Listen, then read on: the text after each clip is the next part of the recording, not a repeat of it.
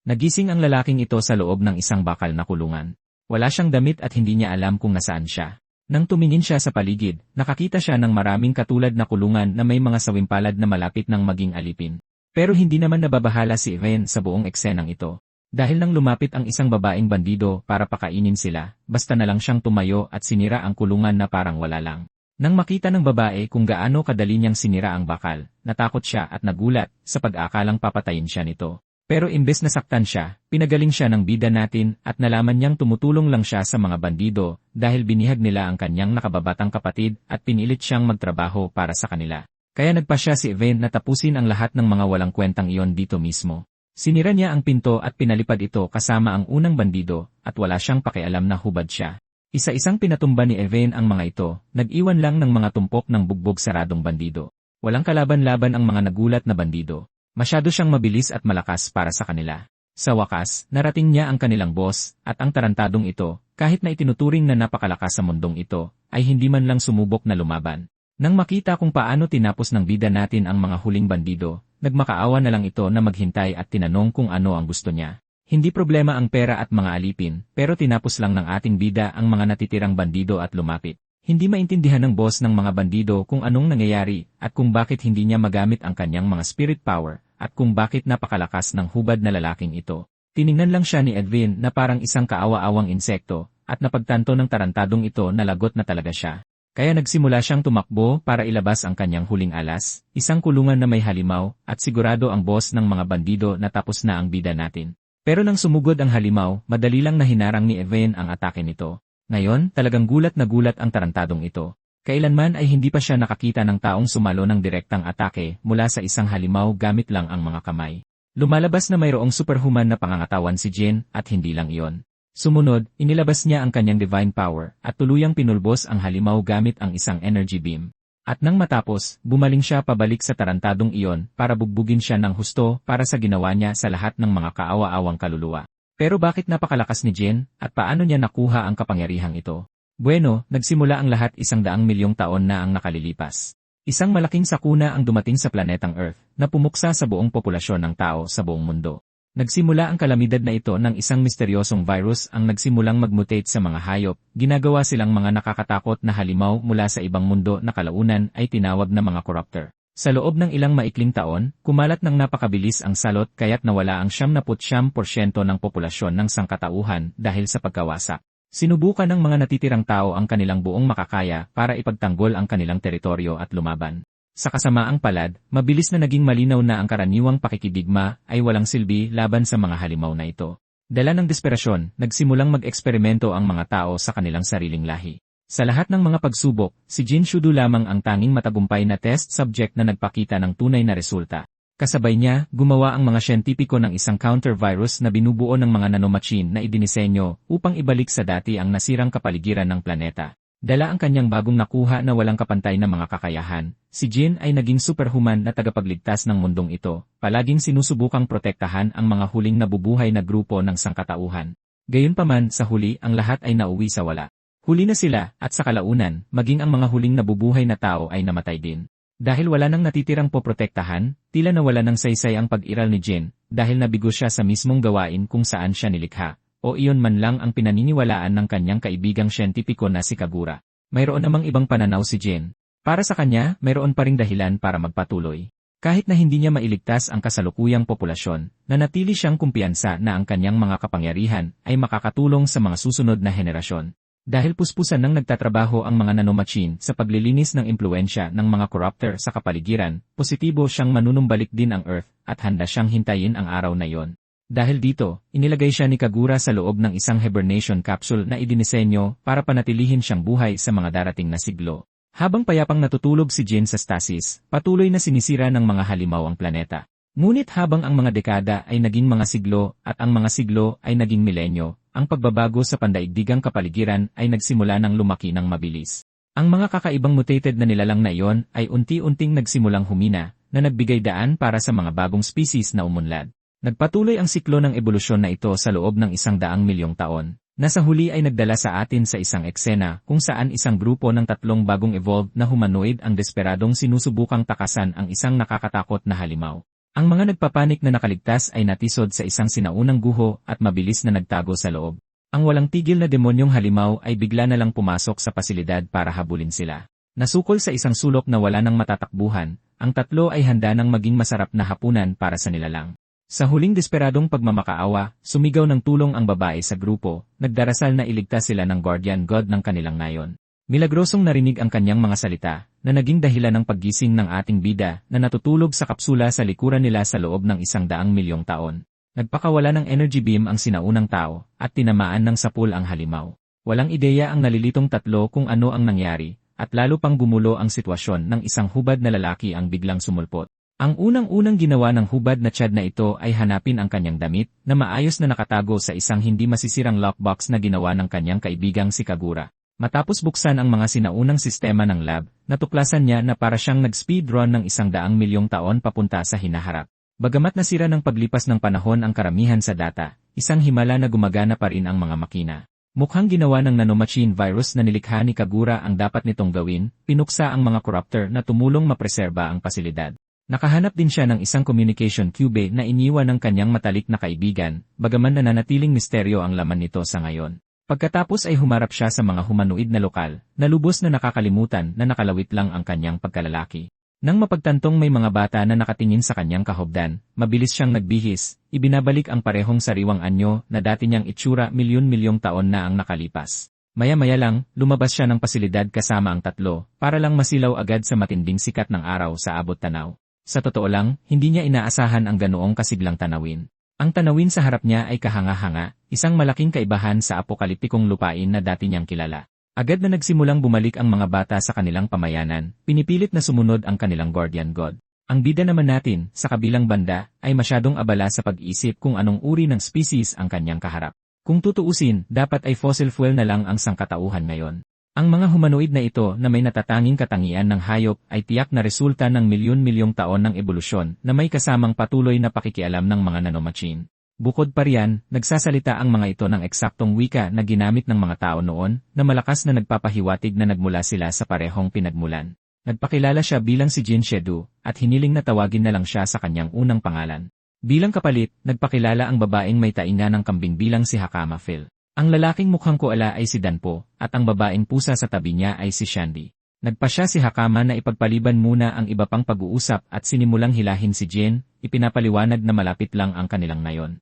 Desperado siyang maiuwi ang kanilang bagong natagpo ang Guardian God para maitaboy nito ang mga kasalukuyang mananakop.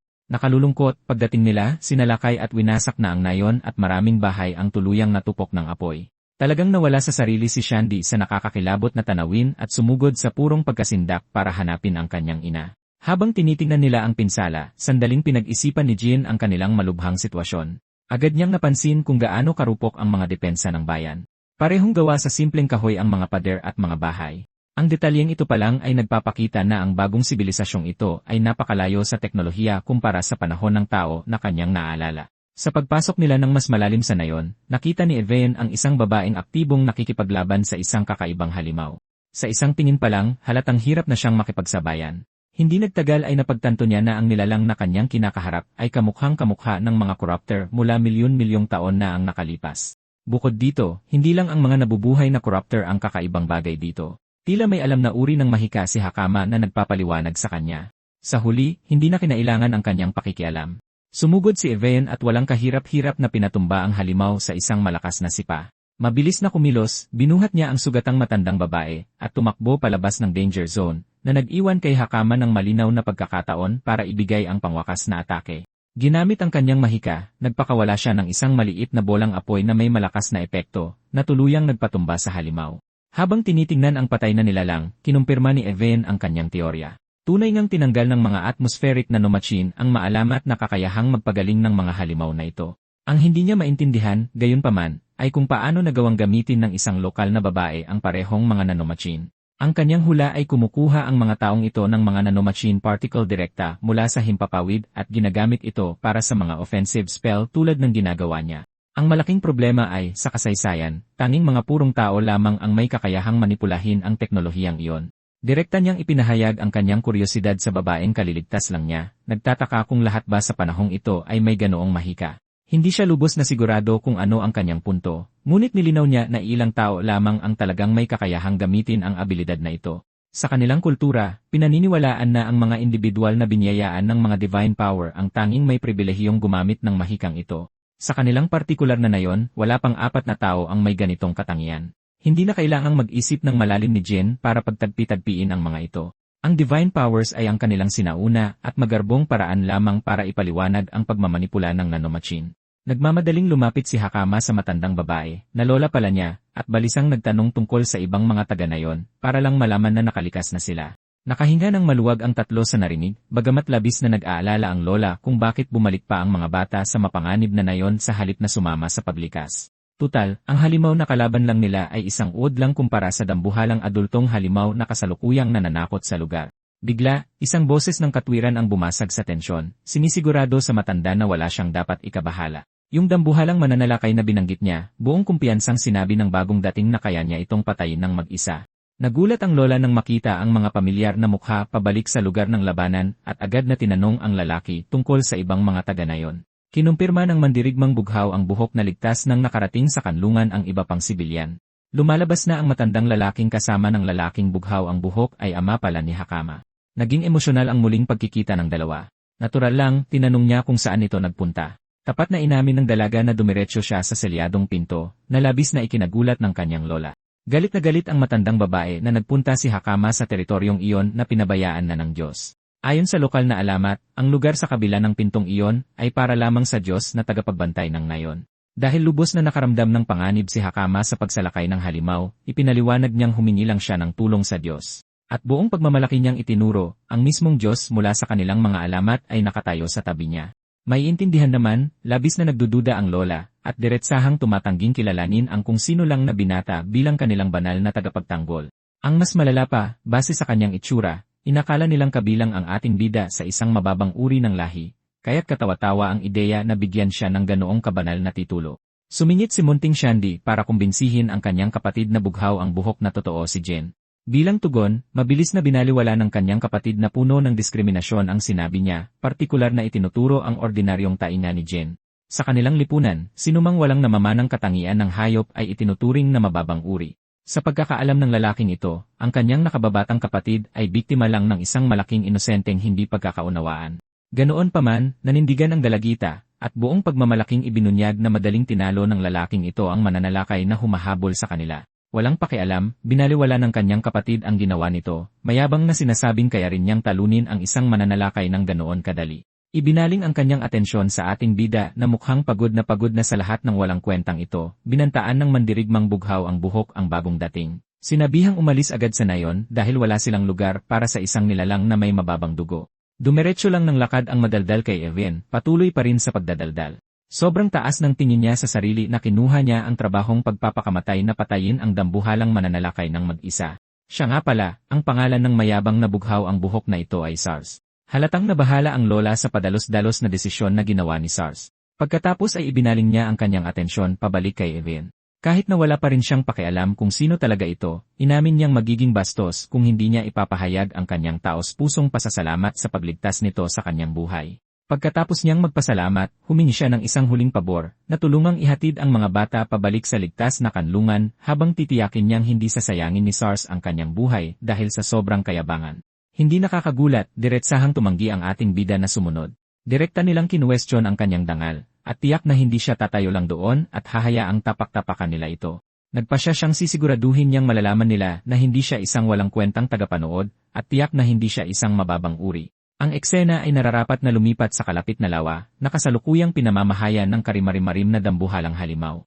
Sa wakas ay dumating na si SARS sa lugar, at hindi man lang kumurap ang lalaki bago pumwesto sa panlaban. Gamit ang kanyang sibat at katawan na kargado ng kumikislap na parang kulog ni Zeus, mabilis siyang tumakbo patungo sa halimaw. Sa pagtatangkang gumanti, literal na ginamit ng masamang nilalang ang sarili nitong mga supling bilang mga sandatang pambato. Sa kabutihang palad, ang mga hindi paganap na malansa na uod na ito ay madaling target para sa dekuryenteng sibat ni SARS. Nang malinis na ang daan, sinamantala ni SARS ang pagkakataon, lumundag ng mataas mula sa lupa para magpakawala ng isang mapanirang hiwa direkta sa mukha ng tarantadong iyon. Umigik ng malakas ang halimaw sa sobrang sakit. Siyempre, alam nating lahat na hindi maaaring maging ganoon kadali, at tama tayo. Sa labis na pagkadismaya ni SARS, ang malalim na sugat ng halimaw ay agad na nagsimulang maghilom. Ang biglaang pagkabigla ay nagparalisa sa mandirigmang bughaw ang buhok, na nag-iwan sa kanya na bukas sa isang nakamamatay na ganting salakay na wala siyang oras para iwasan. Ngunit tulad ng inaasahan, sumingit si Jane sa huling segundo, walang kahirap-hirap na sinangga ang malakas na atake na parang wala lang. Si SARS, ang dating hindi matinag na mayabang na hangal, ay biglang sinampal ng katotohanan, at nagsisimula pa lang ang palabas. Tumalon pa atras ang halimaw para magpakawala ng isa pang atake na doble ang lakas kaysa sa dati. Gayunpaman, hindi man lang binigyan ng pagkakataon ng ating bida ang nilalang na humataw. Sa isang simpleng pitik lang ng kanyang mga daliri, binutas ni Evain ang laman ng halimaw. Ang mayabang na paslit ay tanging nakapanood lamang sa kamangha-manghang palabas sa tulalang katahimikan. Di nagtagal, ang natitirang bahagi ng grupo ay dumating na tumatakbo patungo sa gilid ng tubig. Hindi pa man tapos humabol ng hininga mula sa nakakabaliw na takbo, muli na namang napanganga ang kanilang mga panga. Habang pinapanood ang ating bida na sinasangga ang dambuhalang halimaw gamit ang isang kamay habang patuloy itong sinusubukang maglapat ng malakas na puwersa, nagsimula ng mainip si Evain sa labanan. Nagpa siyang tapusin na agad ang lahat, hinawakan niya si SARS sa baywang at tumalon para umiwas. Pagpan-out ng kamera, nasaksihan natin ang dambuhalang halimaw na tuluyang tinagos ng enerhiya ni Evain. Nagmamadaling ng atwiran si SARS na walang silbi ang malalaking pasikat na atake, kung kaya lang naman ng halimaw na mag-regenerate ng walang katapusan. Mabuti na lang, isinaalang-alang na ni Evain ang mismong bagay na yon. Dito mismo nagiging kapaki-pakinabang ang mga nanomachine, aktibong pinipigilan ang cellular regeneration ng halimaw. Ang pinsalang idinulot ni SARS kanina ay talagang malaki, ngunit masyadong mababaw ang hiwa para lampasan ang kakayahang magpagaling ng nilalang.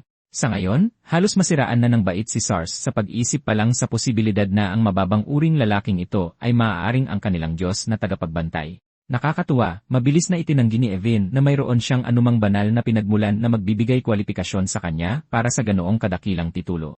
Ang alam niya lang ay ang buong dahilan ng kanyang patuloy na pag-iral ay upang protektahan ang mga tao sa hinaharap at patayin ang mismong mga halimaw na nakatayo sa harap niya. Sa galit, umungol ang halimaw at iwinasiwas ang malaking buntot nito, desperadong sinusubukang durugin ang maliksing bida na patuloy na nakakalusot sa mga depensa nito na parang tubig. Matapos mabilis na bumuo ng isang panalong estratehiya, ipinagpatuloy ni Evain ang ganap na pagpaparalisa sa nilalang sa pamamagitan ng pagkulong dito sa mga siksik na dilaw na kristal ng yelo. Habang naghahanda siya para sa isang kritikal na atake na garantisadong durugin ang halimaw, sa wakas ay nagpakilala siya ng maayos. Ipinahayag niya ang kanyang sarili bilang isang halimaw na direktang ipinanganak mula sa sariling trahedya at kahangalan ng sangkatauhan.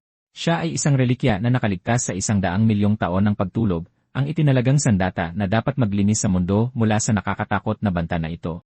Wala talaga sa posisyon si SARS para maunawaan kung ano ang pinagsasabi ng lalaking ito, pero ang tanging mahalaga sa kanya ngayon ay kung kaya bang panindigan ni Jane ang kanyang malalaking sinasabi.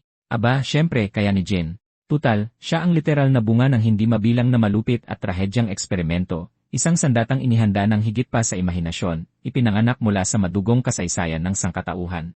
Siya ang una, huli, at tanging tunay na tao na natitira sa mundong ito. Nang kumpleto na ang kanyang pagpapakilala, nagpakawala si Jin ng isang atake ng enerhiya na sobrang nakakasilaw sa tindi na agad nitong sinunog ang halimaw. Ang sinag ay napakalakas na tumagos ito sa himpapawid ng Earth at lumampa sa kalawakan. Tinitiyak na walang pagkakataon ang tarantadong iyon na muling tumubo. Nang tiyak ng patay at abo ang halimaw, tuluyang nawalan ng ganang magsalita si SARS, matapos isampal sa mukha niya ang kanyang nag-uumapaw na kayabangan. Samantala, lingid sa kaalaman ng grupo, tila may isang taong nagmamasid ng mabuti sa ating bida mula sa mga palumpong. Ang misteryosong babaeng ito ay orihinal na ipinadala lamang para magmanman sa bagong uri ng mananalakay na naiulat sa lawa. Tiyak na hindi niya napagtanto na magiging sapat siyang mapalad na masaksihan ang isang ganap na kakaibang uri ng halimaw sa aksyon. Sa pagkakaalam niya, kahit ang mga pinakamagagaling na opisyal ng mga banal na kabalyero sa kabisera ng kaharian ay hindi maglalakas loob na mag-isang lumaban sa ganoong kalaking banta. Ngunit ang hindi kilalang binatang ito ay ginawa itong parang napakadali lang. Sobrang sabik ng espiya na literal na hindi niya mapigilan ang kanyang kagalakan na iulat ang lahat ng kanyang nasaksihan pabalik sa kanyang guild. Nang araw ding iyon, sa wakas ay pinakinggan ni Evain ang 1,000,000 taong gulang na holographic message na iniwan ng kanyang kaibigang si Kagura para sa kanya.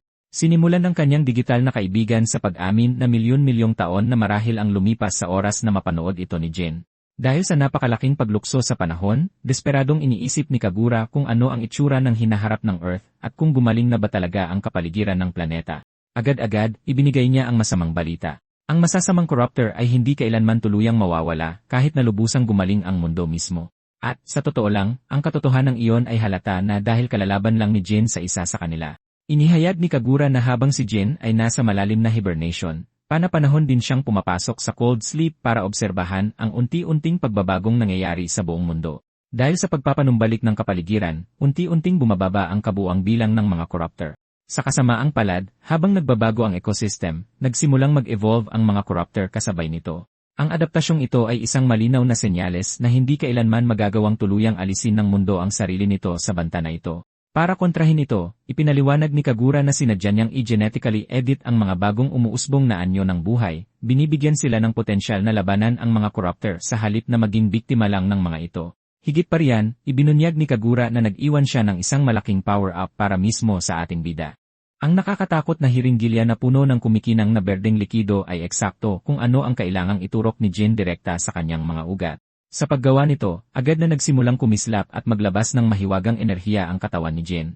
Ang serum na kinuha niya ay nagbibigay sa kanya ng 100% compatibility sa mga nanomachine. Kapag ganap ng kumpleto ang pagsasama, nagkakaroon si Jin ng hindi kapanipaniwalang kakayahang lumikha ng mga pisikal na bagay sa pamamagitan ng pagbabago ng hugis ng nanomachine. Ang pinakamagandang parte, ang upgrade na ito ay simula pa lamang. Inihayag ng kanyang matalik na kaibigan na nagtago siya ng mga katulad na power-up na nakakalat sa buong mundo. Sinadya niyang hindi ilagay ang mga ito sa iisang lugar para kung sakaling masira ng mga corruptor ang isang pasilidad at mapuksa ang lahat ng sabay-sabay. Dagdag pa, tinitiyak ng scavenger hunt na ito na kailangang maglakbay ni Evel sa buong mundo at masaksihan mismo ang kagandahan ng bagong mundo. Inaamin ni Kagura na wala siyang ideya kung anong uri ng banta ang idudulot ng mga corruptor sa malayong panahong ito. Ngunit sigurado siyang mas maliwanag ang hinaharap kaysa sa madilim na apokaliptikong katotohanang iniwan nila maraming taon na ang nakalipas. Habang nagpapatuloy ang mensahe, ipinapakita ng holographic projection kung gaano katanda ang pobreng siyentipiko sa paglipas ng panahon. Isang mapait ngunit matamis na sandali habang ipinapahayag ni Kagura ang malalim na kalungkutan, alam na hindi na niya makikita ang magandang na ipanumbalik na mundo para sa kanyang sarili. Matapos opisyal na ipasa ang sulo at ibigay ang mga responsibilidad ng hinaharap kay Jin, sa wakas ay nagtapos ang mensahe. Sakto sa oras, dumating si Hakama at ang iba pa niyang kasama, aktibong hinahanap ang kanilang tinatawag na tagapagtanggol na Diyos. Siya at ang lalaking mukhang kuwala na si Danpo ay naparito para kaladkarin siya pabalik sa nayon dahil ang buong pamayanan ay sabik na naghihintay sa kanya. Habang pabalik sila, napansin ng matalas na mata ni Jin ang isang pamilyar na access key ng pasilidad ng pananaliksik na nakasabit sa leeg ni Hakama. Dahil sa pagtataka, nagtanong siya tungkol sa kwintas, iniisip kung paano niya ito nakuha. Ipinaliwanag ni Hakama na matagal na panahon na ang nakalipas, sinabi ng isang hindi kapanipaniwalang individual sa kanyang mga ninuno na ipasa ito sa mga susunod na henerasyon bilang isang anting-anting. Ayon sa alamat, kung may napipintong panganib na nagbanta sa nayon, ang mismong susing ito ang magpapatawag sa tagapagtanggol na Diyos para protektahan sila. Nang marinig ito, labis na naantig si Elaine. Natutuwa siya na ginawa ng kanyang kaibigan ang lahat para maihanda ang lahat para sa kanya, na nag-iwan sa kanya ng malaking utang na loob kay Kagura. Pagbalik sa sentro ng nayon, isang malaking kasiyahan na ang nagaganap. Habang abala ang lahat sa paglamon at pag-inom, sa wakas ay ipinarada ng mga bata ang kanilang tagapagtanggol pabalik sa gitna ng atensyon. Gayunpaman, bahagyang nagbago ang kapaligiran nang magsimulang magsismisan agad ang mga matatandang taga-nayon nang makita ang isang nilalang na mas mababang uri. Sa kanilang makitid na pag-isip, walang katuturan para sa isang ordinaryong nilalang na magtaglay ng maalamat na titulong tagapagtanggol na Diyos. Habang malakas nilang pinagdududahan ang potensyal ng ating bida, biglang tumayo si SARS at sinugod ang grupo dahil sa pangangahas na pagtuligsa sa kanilang tagapagligtas. Umabot pa sa puntong namigay siya ng ilang nararapat na suntok. Tutal, ang mga ipokritong ito ay ang parehong mga duwag na kumaripas ng takbo sa sandaling lumitaw ang panganib. Habang pinapanood ang magulong pagtatalo, halos maamoy na nina Hakama at Danpo ang matinding pagkaipokrito na nagmumula kay SARS. Tutal, siya mismo ang unang-unang nangutya at mariing nagduda sa lakas ni Jin ilang oras lang ang nakalipas. Lumapit ang lola ng nayon para personal na kausapin si Jin. Dahil sa napakalaking utang na loob, sinubukan niyang ipahayag ang kanyang taos-pusong pasasalamat sa ngalan ng buong pamayanan. Ang katotohanan, kung hindi dahil sa kanyang napapanahong pakikialam, wala ni isa sa kanila ang nakatayo dyan ngayon. Ang nayon ay naging abo na sana. Gaya ng inaasahan, walang pakialam na isinantabi ng ating bida ang papuri, iginiit na bahagi lang iyon ng kanyang trabaho. Gayunpaman, alam niyang hindi siya tatantanan ng mga taong ito nang hindi siya binibigyan ng kapalit bilang tanda ng pasasalamat. Sa halip na humingi ng material na yaman, humiling siya ng isang bagay na mas mahalaga, at iyon ay impormasyon. Gusto ni Jin ang detalyadong ulat sa kasalukuyang kalagayan ng mundo. Sa kasamaang palad, ang isang grupo ng mga nakabukod na taga-nayon ay hindi eksaktong handa upang sagutin ang ganoong kahirap na tanong tungkol sa geopolitika. Para makuha ang mga sagot na hinahanap niya, mariin nilang ipinapayo na bisitahin niya ang kabisera ng hari kung saan naninirahan ang hari ng Cremosya. Dahil nagtitipon ang mga tao mula sa iba't ibang antas ng buhay sa kabisera, ito ay isang malaking sentro para sa mga pandaigdigang usapin at mahalagang impormasyon. Nabanggit nila na ang mga mangangalakal mula sa kanilang sariling nayon ng Kodama ay madalas na naglalakbay doon para magbenta ng mga espesyal na produkto na gawa sa sinulid ng wood silkworm. Bagamat kilalang mahaba at mapanganib ang daan patungo sa kabisera, sa tingin ng lola ay magiging maayos lang si Jin dahil halata namang hindi siya ordinaryong tao. Inatasan pa niya si Hakama na maging opisyal niyang gabay, na iminungkahing isama siya ni Jin dahil plano na rin naman niyang pumunta sa kabisera ng hari. Dahil isa si Hakama sa ilang pambihirang nakakagamit ng banal na kapangyarihan, gusto niyang mag-enroll sa prestihiyosong akademya na nakatuon sa pagsasanay ng mga gumagamit ng mahika. Tunay na nagulat si Evan nang malaman na mayroon pa ring mga formal na institusyong pang-edukasyon sa panahong ito. Bigla, naging malinaw na ang ating bida ay nagkaroon ng isang napakaingay at napakatapat na tagahanga. Masigasig na nagboluntaryo si Sars na maging personal na tanod ng tagapagtanggol na Diyos sa paglalakbay. Mabilis siyang pinigilan ng matandang babae, ipinaalala kay Sars na wala siyang kahit anong dahilan para bisitahin ang kabisera. Gayunpaman, malakas na ipinagyabang ni Sars na talagang mayroon siyang dahilan. Plano niyang sumali sa iginagalang na orden ng mga banal na kabalyero. Gayunpaman, alam ng lola na ito ay purong pangarap lamang. Walang awang itinuro niya na hindi man lang nakapasa si Sars sa pangunahing akademya, kaya ang pagsali sa elite na orden ng mga kabalyero ay napakalabong mangyari. Nagulat si Jin dito. Dahil itinuturing si Sars na isang gumagamit ng banal na kapangyarihan, inakala ni Jin na madali lang niyang malalampasan ang proseso ng pagpasok. Ipinaliwanag sa kanya ni Hakama ang problema. Mayroong mandatoryong nakasulat na pagsusulit na partikular na idinisenyo para salain ang mga hangal, at si Sars ay naging biktima ng kanyang sariling katangahan. Biro man, lalong nagiging mausisa si Evan tungkol sa elite na klaseng ito na kilala bilang mga banal na kabalyero. At dahil nabanggit na rin, lumipat ang eksena mula sa nayon patungo sa isang kabalyerong may mabigat na baluti. Kitang-kita ang gulat niya nang malaman na ang higanting mananalakay na nananakot sa rehiyon ng Kodama Village ay tuluyan ng napuksa. Ang naghatid ng malaking balitang ito ay ang mismong babaeng espiya na nanonood ng buong labanan sa lawa mula sa mga palumpong. Hiniling ng kabalyero na kumpirmahin niya ang mga katotohanan ng isa pang beses, at matatag na pinatunayan ng babae ang kanyang kwento nang walang anumang pag-aalinlangan. Ang banal na kabalyero ay hindi makapaniwala. Hanggang ngayon, hindi niya akalain na may sinuman sa labas ng kanilang elite na orden ang nagtataglay ng sapat na kakayahan para mag-isang talunin ang isang halimaw na ganoon kalakas. Sa gitna mismo ng kanilang pag-uusap, biglang sinubukan ng isang corruptor na tambangan ang espiya, lumulukso sa kanyang likuran. Mabilis na kumilos ang kabalyero, hinugot ang kanyang espada at hinati ang halimaw sa dalawa. Sa halip na umatras sa kaligtasan ng kaharian, gumawa ng matapang na desisyon ang kabalyero. Opisyal na siyang masyadong interesado, sabik na personal na hanapin at makilala ang misteryosong lalaki na walang kahirap-hirap na pumatay sa napakalaking halimaw. Nagising si Jin sa isang napakagandang umaga, ninanamnam ang hangin, hindi pa rin makapaniwala na masisiyahan siya sa ganitong tanawin.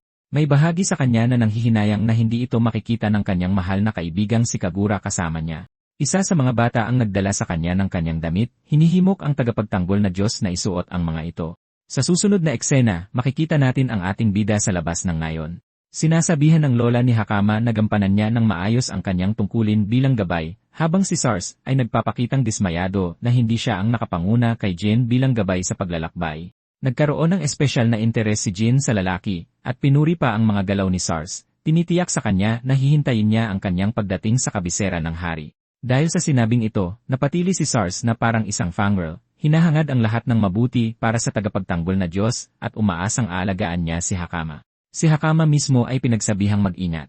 At sa gayon, nagsimula ang paglalakbay ng dalawa sa kanilang pag-alis. Naglakad ng magkasama ang pandak at ang matangkad na lalaki, tinatawid ang lahat ng uri ng napakaganda at kaakit-akit na tanawin. Iginagala siya ni Hakama hanggang sa wakas ay nagkampo sila. Nagtanong si Jin kung gaano kalayo ang kabisera. Tila, 4 na araw pa itong lalakarin, kaya hindi ito gaanong kalayo tulad ng inaasahan niya. Ngunit talagang interesado siya sa kanyang panig at kung bakit determinado siyang tuklasin ang mundo. Tumangging ibahagi, sinabi niya sa kanya na ito ay isang sikreto. Sa kaibuturan, alam ni Gojo dito na buhay pa ang mga corruptor batay sa malabong paglalarawan ni Kagura, at nakasagupa pa nga siya ng ilan sa panahong ito. Ang kanilang normal na bilis ng pagpaparami ay nangyayari lamang sa mga wasak at maruruming kapaligiran, kabaliktaran ng lugar na ito, na nangangahulugang may isang bagay o tao na nagdudulot ng pagbabago sa likod ng mga pangyayari na kailangang imbestigahan. Natakot si Hakama na makita siyang gumawa ng seryosong mukha, habang malalim ang iniisip, kaya humingi siya ng paumanhin sa kanya sa pagmumuni-muni. Isang bagay ang naintindihan ni Edwin. Ang panahong ito ay hindi ganap na pinamumunuan ng mga nilalang na corruptor. Malinaw at nasa paligid ang mga palatandaan ng kaligtasan. Ang kanyang unang pangunahing layunin ay imbestigahan ang mga tao sa panahong ito, pagkatapos ay harapin ang mga corruptor. Ang pagsasaliksik sa mga halimaw ay hindi gaanong mahirap dahil kaya niyang gawin ito ng personal sa kanyang sariling oras. Bukod doon, gusto ng ating bida ng agarang pagbabago at hiniling kay Hakama na itigil ang pagtawag sa kanya na tagapagtanggol na Diyos. Masyado siyang binibigyan nito ng respeto kahit noon pa, at kailangan niya itong himukin na tawagin na lang siyang Jin. Nakuha ng tunog ng humahagibis na kabayo ang atensyon ng dalawa. Isang banal na kabalyero ang dumating kasama ang kanyang pangkat, humihiling na magkaroon ng sandali kasama ang ating dalawa. Mukhang karaniwang Prince Charming ang lalaking ito, maliban lang na walang pakialam si Evan, at tinanong pa rin ang kanyang pagkakakilanlan. Mula sa orden ng mga banal na kabalyero, ipinahayag ng kapitan ng ikapitong dibisyon ang kanyang sarili bilang si Argus Ultan. Bago pa rin sa ating bida ang konsepto ng isang banal na kabalyero, iniisip kung ito ba ang mga interesanteng nilalang na binanggit ng mga taga-nayon. Sa pangkat ni Argus, isang pasaway na kabalyero ang nag-aalburoto at sinisigawan ang karaniwang tao dahil sa pagpapakita ng kawalang galang sa kanyang leader sa pamamagitan ng pagtangging tumayo. Sinabi pa niya sa kanyang kapitan na ang dalawang ito ang dapat na salarin, ngunit sinabihan lang siya ni Argus na huminahon. Nagrereklamo si Karina sa likuran habang kinakausap ng banal na kabalyero si Evan nang may higit na respeto sa pagkakataong ito. Nagtataka lang ang ating bida sa mga sinabi ni Karina kanina, ngunit isinantabi ito ng banal na kabalyero na parang bastos lang ito. Pagkatapos ay nagbago ng usapan si Argus at nagtanong tungkol sa pagkakakilanlan ng lalaki, kung saan siya nanggaling o kung saan siya susunod na pupunta. Ibinahagi ni Hakama na sila ay mula sa nayon ng Kodama na may rutang patungo sa kabisera ng hari. Ginamit ito ni Karina bilang kumpirmasyon muli, nagyayabang habang inaakusahan ang dalawa na kabilang sa mas mababang uri. Sa katunayan, nagpatuloy siya sa mapagkunwaring pagbubunyag na ito na akala mo'y 3,000 lisya sa paglalantad ng mga mas mababang uri mula sa nayon ng Kodama. Sa totoo lang, namamangha si Jin sa mga pagsulong ng mundong ito nang marinig niya na mayroong mga talaan ng kapanganakan, ngunit sumingit muli si Argus at pinigilan si Karina sa paggawa ng mga padalos-dalos na akusasyon. Sa katunayan, masasabi niya na ang maliit na batang si Hakama ay talagang nakasuot ng espesyal na damit ng Kodama, mga damit na iginagalang dahil sa mataas na kalidad kahit sa kabisera. Hindi nagsusuot ng ganyang mararangyang damit ang mga bata sa nayon, kaya kinukumpirma nito na taga-nayon nga sila, na pinatutunayang muli ang katangahan ni Karina. Bagamat sigurado siya sa babae, hinugot ni Argus ang kanyang espada at itinutok sa lalaking nasa harap niya, na idineklara siyang iba sa lahat. Una, hindi pa niya nakikita ang damit ng lalaking ito, kaya tinatanong kung saan siya kabilang. Ibinahagi ng banal na kabalyero na maraming bandido ang nananalasa sa daan sa pagitan ng Kodama Village at ng kabisera. Posibleng isa ang lalaking ito sa mga bandidong sinusubukang mag-traffic ng mga bata, at kasabwat din si Hakama habang nagkukunwaring walang masamang balak. Sinubukan ng maliit na babae na tumanggi, ngunit wala silang pinaniwalaan ni isang salita. Nang hindi nag-iisip, naglunsad ng atake si Hakama. Pero na-corner lang siya ng ilang mahiwagang espada na tumututok sa kanya mula sa lahat ng direksyon. Nakatanggap siya ng papuri mula sa banal na kabalyero dahil sa pagkakaroon ng banal na kapangyarihan, habang ang ating bida ay humanga naman sa lakas ng isang banal na kabalyero. Malakas ang kakayahan ni Argus. Agad itong nakita ni Edwin. At ngayong nasa posisyon siya ng tunay na otoridad, humihingi ng paliwanag ang banal na kabalyero kung saan nanggaling ang lalaki. Ang impormasyong iyon ang magiging desisyon kung hahayaan siyang mabuhay o hindi, ngunit sa narinig pa lang, tinitigan siya ni Edwin na parang papatay. Matindi ang tensyon, pero sa huli, nagpa siya si kuya na huwag nang ituloy ang kanyang nararamdaman at sinabi na lang na galing siya sa Kodama Village. Biglang tumayo si Karina para tawagin siyang sinungaling, pero taos pusong tinanggap ni Argus ang paliwanag na ito at ibinaba ang kanyang armas. Isang nakakagulat na pagbabago, lalo na't ilang sandali lang ay muntik nang magbanta ng kamatayan ang lalaki. Nararamdaman ng banal na kabalyero na hindi siya nagsisinungaling habang opisyal namang idineklara ni Hakama si Jin bilang tagapangalagang Diyos ng nayon. Ang konsepto ng isang tagapangalagang Diyos ay nakakamangha sa banal na kabalyero, ngunit hindi niya ito sineryoso at tumalikod na para umalis. Sumakay siya muli sa kanyang kabayo, humihingi ng paumanhin sa kanyang kawalang galang. Ginagawa lang talaga ni Argus ang lahat ng iyon bilang bahagi ng kanyang trabaho. Naiintindihan ng kapitan na magkikita sila sa kabisera ng hari sa hinaharap. Sa katunayan, inalok pa niya sila na hanapin siya kung sakaling magkaproblema. Pagkasabi nito, nagmadali siyang umalis na ikinahiya ni Karina na gustong-gusto ng gulo sa kung anong dahilan. Maging si Evain ay mukhang nalilito sa pagkahumaling sa drama ng babaeng ito. Sa susunod na eksena, makikita natin ang grupo na patungo sa kanilang susunod na destinasyon. Pinipilit ni Karina ang sarili niya ng walang dahilan, idinidiin na kahina-hinala si Evain at hindi nila dapat hinayaang makatakas ang mababang uri na iyon. Ang mga salitang mababang uri ay bumara sa kanyang lalamunan. Inasar ni Argus ang babae dahil sa hindi niya alam kung sino sa kanila ang tunay na mababang uri. Bilang kumpirmasyon sa kanyang iniisip, sumang-ayon din si Rhea na ikinagulat ni Karina. Sa katunayan, idiniin niya kung gaano kalaki ang agwat na parang sa isang Diyos sa pagitan nila at ng lalaking kinakaharap nila noon. Talagang sinubukan ni Argus na gumalaw ng 3 beses sa isang pagkakataon, ngunit hindi siya pinayagan ng kanyang determinasyon. Naramdaman niyang si Evain, na may kamay sa kanyang bulsa, ay agad nakikilos at sasalungatin siya bago pa man niya magawa ang kilos.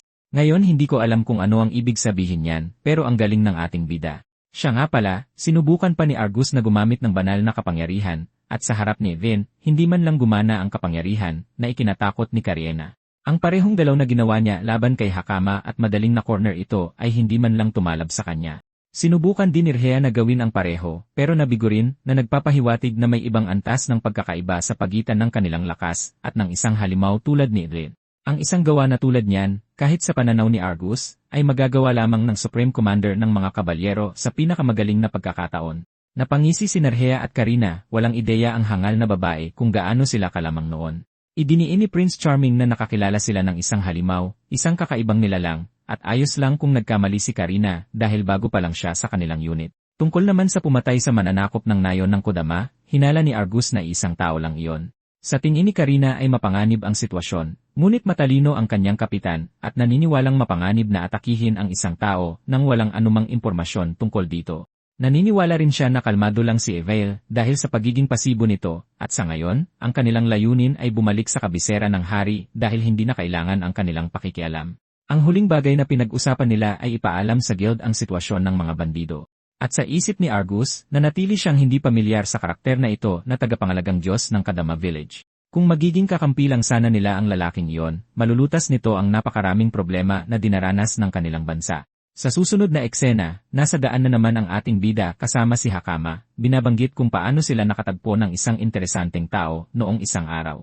Nagtataka siya kung lahat ba ng banal na kabalyero ay kasing lakas ng nakilala nila, ngunit nilinaw ni Hakama na kakaiba si Argus. Maging sa hanay ng mga kabalyero, tanging ang pinakamagagaling lamang ang itinuturing na banal na kabalyero para maging kanilang mga pinuno. Nasa tuktok ng kanilang liga si Argus. Ikinumpas pa niya kung gaano kabilis ang pag-activate ng kanyang spirit art noong isang araw, isang terminong hindi pamilyar sa ating bida. Tila sa kasalukuyang panahon, ang paghiram sa kapangyarihan ng mga espiritu ay tinatawag na banal na kapangyarihan, at ang mga pamamaraan na ginagamit upang linangin ang ganoong kapangyarihan ay karaniwang spirit method o spirit arts. Sa madaling salita, ang mga nanomachin ni Nakagura at Jin ay itinuturing na parang mga espiritu na hindi nila kayang unawain. Alam niyang para silang isang magulong pantasya para sa kasalukuyang panahon, ngunit hindi niya maiwasang maalala ang galit ni Karina tungkol sa mga mababang nilalang. Nagkaroon ng interes si Evain sa termino at nalaman niyang mayroong iba't ibang lahi ng mga tao sa kasalukuyang panahon. Mayroon ding mga kahawig ng insekto at isda. At batay sa mga salita ng kanyang lola, may isang partikular na lahi na maaaring mabuhay sa tubig o sa mga tiyak na rehiyon lamang. Nagbago iyon sa paglipas ng panahon dahil nag-evolve ang mga nilalang upang umangkop sa kapaligiran. Nakakamangha ang linyang ito para kay Jin, na agad na napagtanto na nangangahulugan itong may ilang nakaligtas sa sangkatauhan ang naging dahilan para magsimula ng isang siklo ng ebolusyon pagkatapos ng 100 milyon taon. Ayaw niyang masyadong isipin ang malaking pag-aakalang ito. Sa halip, naisip ni Jin na ang mga taong hindi nagbago at umangkop sa kapaligiran ay naging parang mga alagang hayop na tinawag nilang mababang uri. Dahil hindi sila makaangkop, tinitignan sila bilang nasa ilalim at mahina, kahit na itinuturing sila ng kanilang lipunan na parang mga walang kwenta, at ibinebenta bilang mga alipin. Ang konsepto ng pagkaalipin sa panahong ito ay bumabagabag sa ating bida, ngunit matatag si Hakama sa kanyang sariling opinyon. Masayang iginiit niya na halos walang pagkakaiba sa pagitan nila at ng mga mababang nilalang. Hindi niya maintindihan kung bakit tinatrato ng mga tao ang iba ng walang paggalang dahil lang sa naiba sila. Bawat tao ay may sariling kakaibahan, at sa pakikinig sa kanya, humanga si Jin sa karakter ng maliit na babae. Habang nag-uusap sila, may biglang lumitaw sa harap nila, mukhang gusgusin at bugbog sarado. Bumagsak ang batang ito sa daan, humihingi ng tulong habang nagmamadaling lumapit si Hakama sa kanya. Pinagmasdan ni Jin ng maigi ang bata, na pagtantong wala itong anumang katangiang hayop base sa mga tenga, na nangangahulugang isa itong uri ng tao. Ang bata ay puno ng pasa mula liig hanggang paa.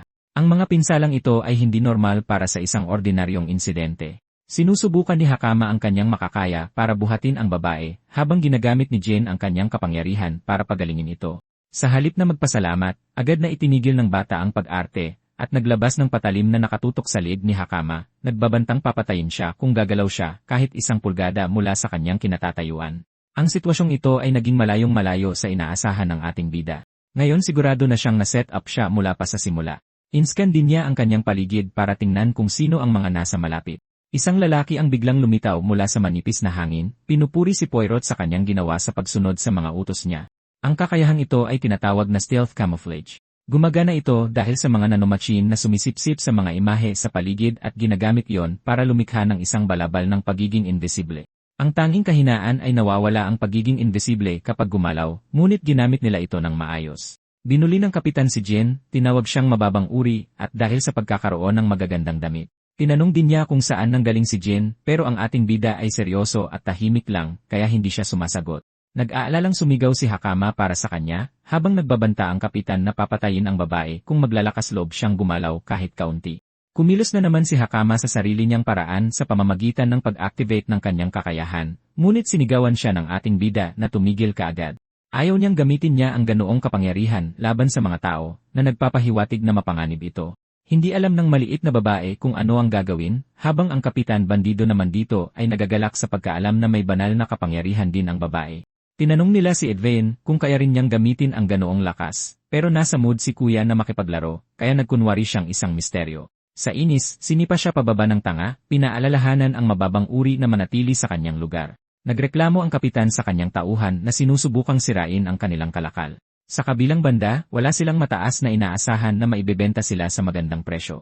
Hindi man lang nila isinaalang-alang ang ideya na may banal na kapangyarihan si Jin dahil mukha siyang mababang nilalang habang napagtatanto naman ni Hakama na sila ang mga bandido at slave trader na ibinabala ni Argus. Ginamit ng leader ng mga bandido ang sarili niyang spell para asikasuhin muna ang babae, habang natatakot si Hakama para sa kanyang buhay na baka sila ay kunin at ibenta bilang mga alipin. Sa susunod na eksena, nakakatuwa, ginising siya ni Jin mula sa kanyang mahimbing na tulog. Walang damit pang itaas si kuya dahil literal na ninakaw ng mga ulol na ito ang lahat ng damit niya at iniwan lang ang kanyang brief.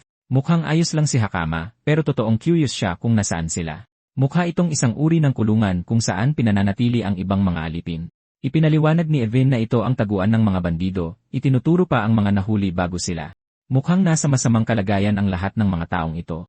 Karamihan ay mababang uri. Malungkot ang eksena, pero nakakatuwa, mas curious si Hakama kung bakit nakalabas ang dibdib ng lalaking ito. Ipinaliwanag ni Jin na kinuha nila lahat ng gamit niya dahil kakaiba ang itsura niya, pero namanghalang siya sa kumpiyansa ng lalaking ito kahit walang damit. Tila, ito ang itsura na pinakakomportable para kay Jin. Pero bukod doon, pinagtataka niya kung bakit hindi ito lumaban noon din. Sa maladyos niyang kapangyarihan, kaya niya sanang ubusin sila sa isang iglap lang. Bago pa siya makasagot, pinapasok si Poirot sa kwarto para sa almusal. Matapos makitang gising na sila, inalok niya sila ng pagkain. Galit si Hakama, pero walang pakialam si Poy kung galit sila sa kanya, o hindi dahil hindi naman siya umaasa na mapapatawad. Naiinis ang dalisay na babae, pero ginulat ni Jin ang babaeng may bughaw na buhok sa pagtawag sa kanya na mabait. Nagulat ang nagpapanggap na biktima. Pero sa katotohanan, sinabi ni Jin na ang masasamang tao ay walang pakialam sa konsepto kung may nagagalit sa kanila o kung karapat-dapat ba silang patawarin. Ang katotohanang iniisip ni Poirot ang mga bagay na ito ay sapat na para sabihing mabait siya. Gayunpaman, tapos na sa pagyoyoga ang lalaking naka-underwear at haharapin na ang totoong problema. Hinawakan niya ang mga rehas na parang si Uncle Iroh at literal na binaluktot ito para makagawa ng daan palabas. Natulala si Poirot sa kanyang nasaksihan. Sa katotohanan, kanina pa siya hinihintay ni Jin para sa isang pribadong usapan. Nagtataka ang babaeng may bughaw na buhok kung bakit. Pero nararamdaman na ni Jin na bini-blackmail lang siya para magtrabaho dahil may isang taong mahalaga sa kanya na nakakulong dito sa kung saan. Natakot si Poirot dahil sa sobrang tumpak ng hula ng lalaking ito. Ginamot pa niya ang kanyang mga sugat at idiniin na ang tanging dahilan kung bakit siya naloko ay dahil alam niyang totoo ang mga sugat ng babae. Hindi naman talaga sinasaktan ng mga kriminal ang sarili nilang mga kasamahan hanggang sa halos mamatay na. Doon niya nalaman kaagad na si Poirot ay bini-blackmail at pinipilit magtrabaho. Dahil sa mga sinabi ni Edwin, nakaramdam siya ng matinding konsensya, na nagbigay sa kanya ng pagkakataong sabihin na ang kanyang nakababatang kapatid ay binihag ng anim na walang kwentang ito. Palagi silang nagbabanta na ibebenta nila ang bata sa labas ng bansa kung manlalaban siya, at hindi na nila siya hahayaang makita pa itong muli. Napaluha si Poy, at napasubsob habang sinasabing pinatay din ng mga bastardo ang kanyang mga magulang, kaya ang kapatid na lang niya ang natitira sa kanya. Ang marinig lang ang kanyang kwento ay sapat na para mag-alab ang damdamin ng lalaking ito. Si Edwin ay literal na nag-aalab sa galit, at sa wakas na intindihan na ni Hakama kung bakit siya nagpahuli. Ang layunin niya ay palaging iligtas ang mga taong ito, pero alam din niya na ang mga kontrabida ay matigas ang ulo at nakakainis. Kahit isa lang ang makatakas ay magdudulot ng kapahamakan sa huli, dahil kaya nilang palakasin ulit ang kanilang puwersa at gumawa ng gulo muli. Sa madaling salita, gustong durugin ni Bro ang mga ipis na ito ng sabay-sabay, at nagsimula siya sa pagsipa sa likod ng isang furry. Ngayong bukas na ang daan, balak ni Gojo Satoru na pagpira-pirasuhin ang mga hamak na ito. Mas kilala ni Jin ang isipan ng mga kontrabida kaysa kaninuman, at maiintindihan natin ito kapag binalikan natin ang 100 milyong taon sa nakaraan kung kailan narating ng sibilisasyon ng tao ang ruwok ng teknolohiya. Ang bata noon ay bugbog sarado at walang-wala. Ang una niyang naisip ay hangaan ang hustisya sa mundo, ngunit kasama ng paghanga na iyon ay isang mas nakakatakot na katotohanan. Anumang mundo na nangangailangan ng hustisya ay puno rin ng napakaraming masasamang tao, mga taong gustong pumatay sa kanya, halimbawa. Ang mamuhay ng ordinaryo ay dapat ipagpasalamat, ngunit sa klase ng kapaligiran na kanyang kinalakihan, hindi naranasan ng bata ang kapayapaang kanyang inaasam. Kaya pagdating sa mga taong sumubok na kalabanin siya, literal na dinurog sila ni Jin sa bigat ng kanyang kapangyarihan, binabali ang kanilang mga buto at winawasak sila sa paglipas ng mga taon. Pinabagsak niya ang masasamang tao saan man siya magpunta, patuloy na dinudurog ang mga sumisira sa kapayapaan ng mundo. Hanggang isang araw, may isang lalaking lumapit sa kanya na nagmungkahi ng ibang opinyon. Inisip niya na si Evain ay isinilang sa maling mundo, at iyon ang nagbabalik sa atin sa kasalukuyan. Ang bida natin ay naglalakad na parang Chad para harapin ang mga talunan sa harap niya, matapos mag-iwan ng mga tumpok ng bangkay. Gusto lang ni Bro na dagdagan ang kanyang kill count, at sa pagtangging sumagot ng anumang tanong, inihagis niya ang isa sa kanila sa mga tauhan sa harap. Sa sandaling masalo ng isa sa kanila ang lalaki, humaginit ang bida natin na may mabilis na sipa at pinatay ang isa pa. Natakot ang kanyang kaibigan dahil ibinaon lang ni Evain ang lalaking ito sa pader, na parang isang halimaw na hindi alam kung kailan titigil. Sa sobrang takot, sinubukan ng lalaki na tumakas, ngunit walang saysay. Tanging ang kanyang mga naghihirap na sigaw ang umabot sa mga bihag sa ibabang palapag. Nararamdaman ni Poy na galing sa iba ang sigaw na ito. Talagang nagtataka na siya kung sino ba talaga si Jin. Kaswal na sinabi ni Hakama na ang lalaking ito ay isang naglalakad na Diyos at wala silang dapat ipag-alala dahil ayusin niya ang lahat ng mag-isa. Sa ngayon, kailangan nilang sundin ang kanyang mga utos na lumabas, ngunit nakakatakot para kay Poirot na maliligtas na sila. Hindi basta-basta matatalo ang pinuno ng mga bandido kahit na may talento siya sa malakas na divine magic. Sa labanan ng purong lakas, mahirap isipin na may makakatalo sa lalaking iyon. Ngunit habang iniisip ni Poirot ang mga walang kwentang bagay na yon, napaluhod na ng bida natin ang lalaki sa takot. Nagmamakaawa ang boss kay Jin na tumigil, nag-aalok ng limpak-limpak na pera, at nag-alok pa ng mga alipin. Siya nga pala, nasa kwartong ito ang kapatid ni Poirot. Nandidiri si Jin sa mismong suhestyon na alukin siya ng mga alipin. Pumatay siya ng isa pang lalaki sa harap ng boss habang nagtataka ang pinuno ng mga bandido kung ano ang nangyayari. Kahit ang kanyang spirit arts ay tila hindi gumagana sa harap ng maladyos na kapangyarihan ng lalaking ito. Pero higit pa doon ay ang misteryo kung bakit nakuha ni Jin ang lahat ng kapangyarihang ito. Nakakatuwa, tinawag ng bida natin ang payasong ito na isang hilaw na kontrabida dahil ang mga tunay na kontrabida ay may lakas pa ring tumakbo kapag alam nilang dehado na sila. Pero ang pinuno ng mga bandido kasama ang kanyang mga tauhan ay mga mapagmataas na gago na mababa ang tingin sa iba, niloloko ang sarili na baka manalo sila. Pero sa sandaling matakot sila sa posibleng pagkatalo, nagsisimula na silang magmakaawa. Sa totoo lang, nakakasya itong verbal na pambubugbog. At kasunod ng payo ng ating bida, iginalaw na ng pinuno ng mga bandido ang kanyang mga paa para tumakbo. Dumiretso siya sa elevator para hilahin ang lever, pinakawalan ang isang sikretong armas na kinulong nilang halimaw. Nagulat si Evain na mayroong isang corrupted sa ilalim ng kanilang kontrol. Ito ay isang makapangyarihang halimaw na nakuha para sa isang maharlika. Ang ipinagtataka ko ay kung paanong hindi nakawala agad sa kanyang kulungan itong si Purple Arnold Schwarzenegger. Masayang-masaya ang pinuno ng mga bandido na bigyan si Eve ng hamon, nangangakong gagawing kaguluhan ang lahat habang umuungol ang nilalang bilang hudyat ng laban. Ang unang atake ay ginawa ng corrupted na halimaw na sumuntok para pabagsakin si Lin. Nahadlangan ang atake na nagbigay sa atin ng tanawin sa malaking katawan ng lalaki. Napipi ang pinuno ng mga bandido sa lakas ng puwet ni Elaine. Ang ibig kong sabihin, ang lakas ng kanyang mga kalamnan. Samantala, sinabi ni Jean na literal siyang ipinanganak na may superhuman na katawan na nagtataglay ng mga muscle fiber na mas mataas ng ilang beses kaysa sa karaniwang tao.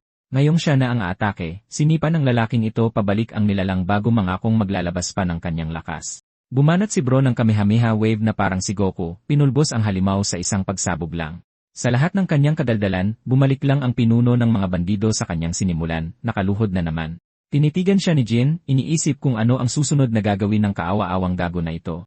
Ngayong naubusan na siya ng pagpipilian, sinusubukan ni Bro na lusutan ang sitwasyon, nagmamakaawang patawarin. Ngunit ang aking dakilang haring may puting buhok ay tumugon ng isang suntok sa kanyang mukha, tinatanggihan ang anumang pagkakataon ng awa. Nang maayos na ang lahat, kinuha niya pabalik ang kanyang damit at humingi ng paumanhin sa mga bata sa paghihintay.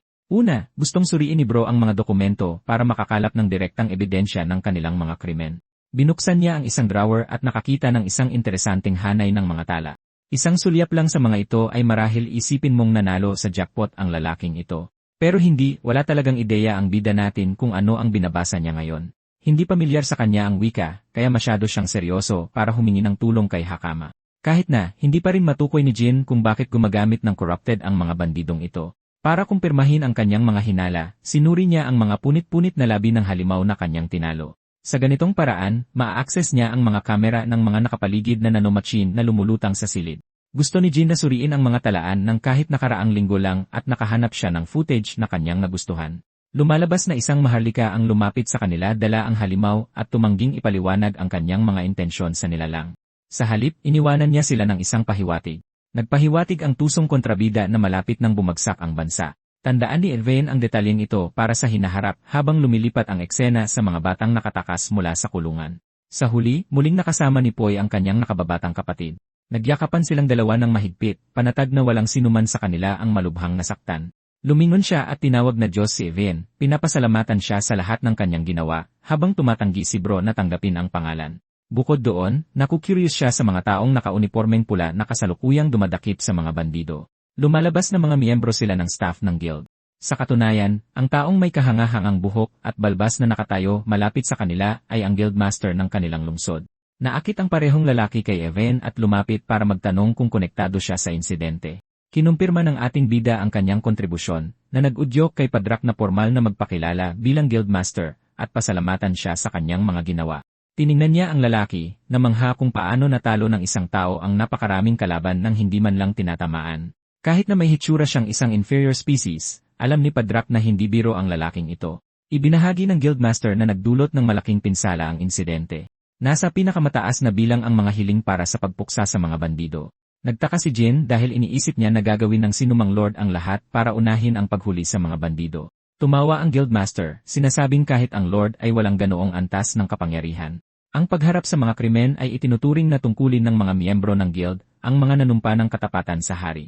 Kahit na si Lord Shapion, ang pinuno ng lupain, ay gumawa ng krimen, kailangan nilang iulat ang sitwasyon sa hari kahit na tila malabong mangyari ang ganoon. Kampante si Padrak sa kanyang palagay, habang inihahambing ni Even ang sitwasyon mula sa 100 milyon taon na ang nakalipas, na pagtatantong ang isang lord ay kumakatawan sa isang mayor, at ang guild ay kumikilos na parang pulisya. Kahit na si Lord Shapion ay hindi isang taong madaling pagkatiwalaan.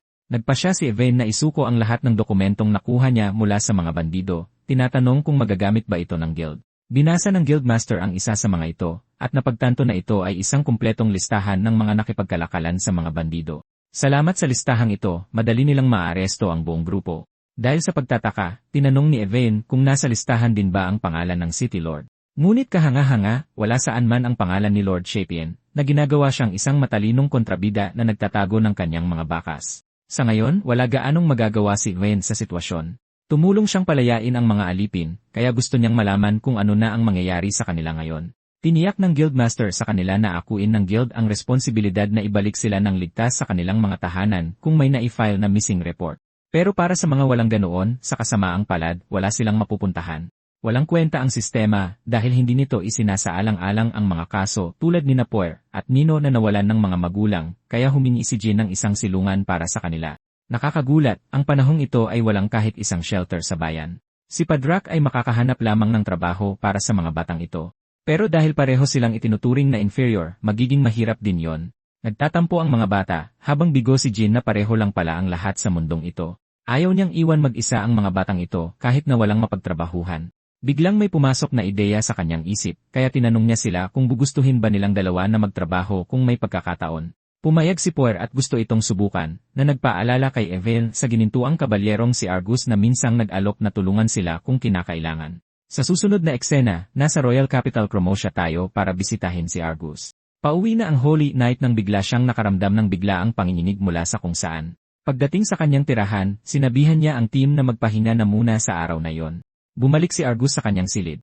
Sinalubong siya ng mga katulong at mayordomo na tinatanggap siya ng may pagmamalaki at karangalan. Ang unang ginawa niya ay humingi ng update, at mula sa reaksyon ng kanyang mga katulong, nahinuha ng Holy Knight na may nangyari.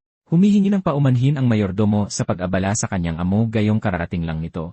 Habang nangyayari ito, pinapanood ng kanyang kapatid na babae ang eksena mula sa itaas na may masamang tingin. Natanggap ni Argus ang ulat at agad na sumakit ang ulo. Mas malala pa ang sitwasyon kaysa sa inaakala niya dahil tila may isang mananakop na lumitaw sa loob ng kabisera at naghasik ng lagim. Hindi gaanong mahalaga sa kanya kung paano ito nakapasok, kundi kung sino ang tumulong na gabayan ang halimaw sa loob ang tunay na problema. Ang hula niya ay galing ito sa isang tao mula sa Harnisk Academy, isang lugar na puno ng mga kahina-hinalang tao na nagpaplano ng kanilang pagbagsak. Gayunpaman, kailangan niya ng mga kasama para kontrolin ang sitwasyon sa kabisera. At sa oras na ito, ipinagpatuloy ni Jin at ng kanyang grupo ang kanilang paglalakbay patungo sa kabisera. Lumipas ang 3 araw sa misyon ng pagpuksa. Nagsimulang magtaka si Poy kung mayroon ba talagang trabaho para sa mga inferior na tulad nila sa kabisera. Dahil sa kanyang kabaitan, tiniyak ni Jin sa kanila na ang kanilang kakayahang magbasa at magsulat ay malaking bentahe na, kaya hinikayat niya ang bata na magkaroon ng higit na tiwala sa sarili. Si Hakama naman ay tumuro sa malayo, ibinabahagi na malapit na ang kabisera. Talagang namangha ang ating bida nang titigan niya ang maringal na ganda ng Royal Capital.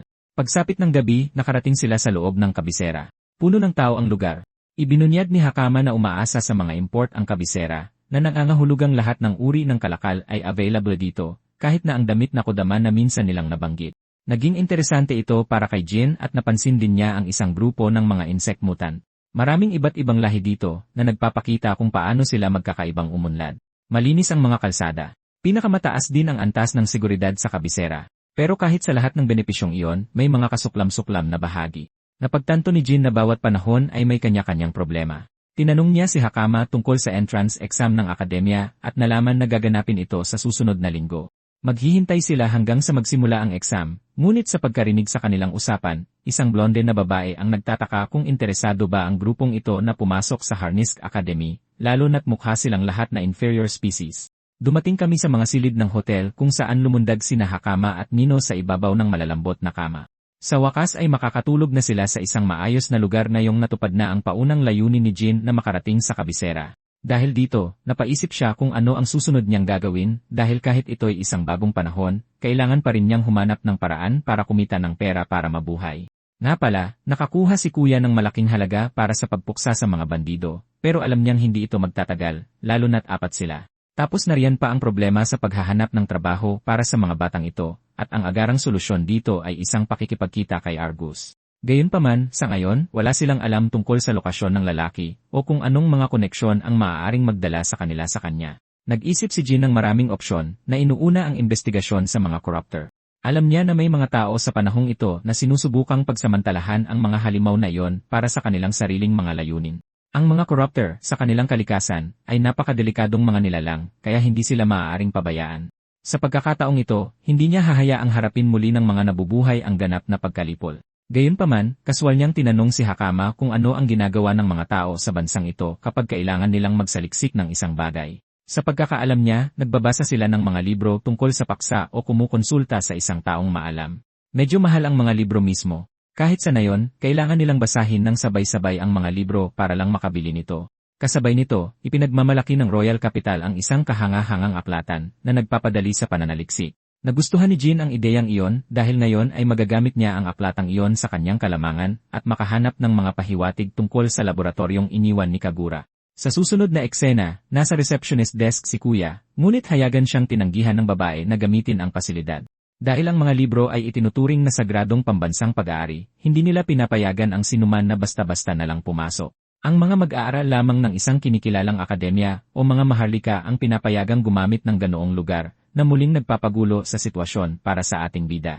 Nakakatawang ipinaalala ni Hakama kay Jin na hindi pa marunong magbasa si Kuya sa kasalukuyan niyang estado. Kahit na ginagawa niya ang kanyang makakaya para matuto ng mga letra, aabutin pa siya ng ilang panahon para lubos na maunawaan ang wika. Nagkakamot ng ulo si Kuya na parang may exam na pinaghahandaan, habang dalawang lalaking nakakapa ang lihim na nagmamanman sa kanila bilang bahagi ng kanilang misyon. Lumapit sila para harapin si Evain para sa isang simpleng usapan, ngunit, sa totoo lang, ito ay isang usapan na nagsisimula sa isang malakas na suntok. Agad na sinunggaban ng ating bida ang kamao nito bago asarin ang lalaki sa pagkakaroon ng magandang asal sa kanyang pagpapakilala. Wala ring silbi ang seguridad ng lungsod kung ganito umaatake ang mga tao, ngunit nanatiling mayabang ang lalaki, at iwinaksi ni Jin ang kamao nito sa ere, inililihis ang isang malakas na magic blast. Pinuri siya ng manlalaban sa pagkakaroon ng matalas na instincts, habang hindi maisip ni Poi kung paano hayagang gumagamit ng divine power ang mga taong ito sa gitna ng isang civilian zone. Gusto malaman ng ating bida kung ano ang problema ng mga talunan na ito, at mabilis na napagtanto na may naglagay ng patong sa kanyang ulo. Pabor lang iyon sa kanya, kahit na pinagbantaan ng mga bully na ito ang grupo ni Jin na umalis sa kabisera kung ayaw nilang mapahamak. Hindi na tinag si Jin sa kanyang posisyon, hinahamon ang lalaki na subukang atakihin siyang muli, para lang mahuli ang kanyang kamao at literal na ibagsak sa matigas na lupa. Matapos bigyan ng reality check ang isa sa kanila, lumingon siya sa isa pa na nagpapaputok ng magic blast diretsyo sa kanya. Tumanggi si Evain na umiwas at hinarang ng direkta ang maapoy na atake, na nag-isip sa lalaking ito na nakapagdulot siya ng malubhang pinsala. Ngunit mula sa usok ay lumitaw ang isang kamay habang mabilis niyang sinunggaban ang lalaki, at binuhat na parang wala itong timbang. Sa isang seryosong tono, inasar sila ni Evain sa pagiging kaawa-awang mahina habang hinahamon siya kung mayroon man silang lakas ng loob na subukan. Si Kuya talaga ang Gojo sa toro ng kwentong ito. Samantala, kinukwestiyon ng kanyang biktima kung paanong ang isang mababang antas na species ay may kakayahang magkaroon ng ganoong kalakas. Biglang, pinahinto ng isang order ng mga knight ang laban. Si Karina yon na naiinis dahil kailangan niyang abalahin ang kanyang day off para sa gulong ito. Wala man lang pakialam ang babae sa mga umatake kay Edwin. Gusto niya lang ikulong sina Hakama at ang ating bida sa huling pagkakataon, na pabor naman kay Edwin, na gumawa ng eksena na nakakuha ng atensyon ng isang taong konektado kay Argus, kahit nakasalukuyan siyang sumisigaw sa mukha niya. Matapos mahuli ang isang away kalye, nakita ni Karina si Evain at agad na natuwa dahil naniniwala siyang sa wakas ay nahuli na niya ang inferior species na si Evain na muling gumagawa ng gulo sa lungsod. Magsisimula na sana siyang sermunan siya, ngunit isang demihuman na manonood na nakatayo sa malapit ang lumapit sa kanya at inamin na nakita niya ang lahat ng nangyari. Ipinaliwanag ng manonood na si Evain talaga ang unang inatake at ipinagtatanggol lamang niya ang kanyang sarili sa laban. Nang suriin ni Karina ang mga mukha ng mga umatake, mabilis niyang napagtanto na sila ang kanyang karaniwang mga hangal na junior na pasaway mula sa Harnisk Academy. Tahimik siyang umaasa na hindi na naman sangkot sa gulong ito ang nakababatang kapatid ng Holy Captain. Tinanong ni Edvain si Karina kung kasalukuyan ba siyang nagpapatrolya at kinuwestiyon ito. Itinuturo na akala niya ay karaniwang mga miyembro ng guild ang gumagawa ng mga tungkuling tulad nito sa paligid ng lungsod. Sumagot si Karina na ginagawa lang niya ang kanyang responsibilidad bilang isang knight na panatilihin ang kaayusan habang papunta siya sa isang kalapit na cave. Ngayong personal niyang nakita kung paano madaling tinalo ni Evain ang ilang malalakas na estudyante mula sa akademya. Nagsisimula ng maramdaman ni Karina na maaaring tama ang mga naunang hinala ng kanyang kapitan tungkol sa tinatawag na inferior human. Pagkatapos ay sinubukan niyang magpaalam at hiniling kay Evain na iwasan ng masangkot muli sa gulo. Ngunit hindi siya pinayagan ni Evain na umalis ng ganoon kadali at sa halip ay ginamit ang pagkakataon na hilingin sa kanya na ihatid siya para makilala ang kapitan niyang si Argus. Nang sa wakas ay makaharap na ng sinaunang tao si Kapitan Argus ng ikapitong dibisyon, agad siyang dumiretso sa punto at hiniling sa lalaki na kunin sila, ipinaalala kay Argus na siya ang unang nag-alok ng tulong. Nang magtanong si Argus tungkol sa mga batang kasama niya, ipinaliwanag ni Evain na nakaharap niya ang mga bandido na hinahanap ni Argus at nagawang mahuli ang mga ito bago isuko sa guild. Nabahala si Argus dahil mahirap para sa kanya na paniwalaan na ang isang taong mukhang inferior species ay magagawa ang lahat ng iyon ng napakabilis. Pagkatapos ay nagpatuloy si Evain sa pagpapaliwanag na isinama niya si Nino at ang kanyang ate na si Poirot dahil wala na silang ibang maasahan at masama ang magiging trato sa kanila ng mga tao dahil itinuturing silang inferior species. Dahil doon, tinanong ni Evain ang kapitan kung maaari niyang ayusin ang anumang uri ng trabaho para sa kanila. Ipinaalala ni Kapitan Argus sa sinaunang tao na wala siyang obligasyon sa kanila, ngunit iginiit ni Edwin na handa siyang panagutan ang mga bata dahil siya ang nagligtas sa kanila. Naging interesante para kay Argus ang pangangatwirang ito habang ang mga bata ay nakatingin sa kanilang tagapagligtas na may pag-asa sa kanilang mga mukha. Mabilis na nakaisip ng ideya ang kapitan at nagpasya siyang gamitin ang mga bata bilang bargaining piece. Mahinahon niyang sinabi kay Evan na papayagan niyang manatili at magtrabaho sa kanyang tirahan ang mga bata kung papayag si Evan na magtrabaho bilang guro sa akademya. Tinanggap ni Evan ang kondisyon ng hindi gaanong pinag-isipan at hindi nagtagal ay binihisan na ang mga bata ng kasuotang pangmaid.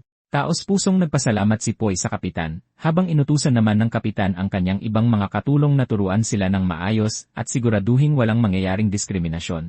Habang papalayo si Evan kasama si Argus, tinanong niya ang kapitan kung ano ang kapalit ng pagtatrabaho niya bilang isang instruktor. Ipinaliwanag ni Argus na bagamat wala siyang malinaw na ideya kung saan talaga nanggaling si Evan, sinasabi ng kanyang kutob na si Evan ay isang taong mapagkakatiwalaan.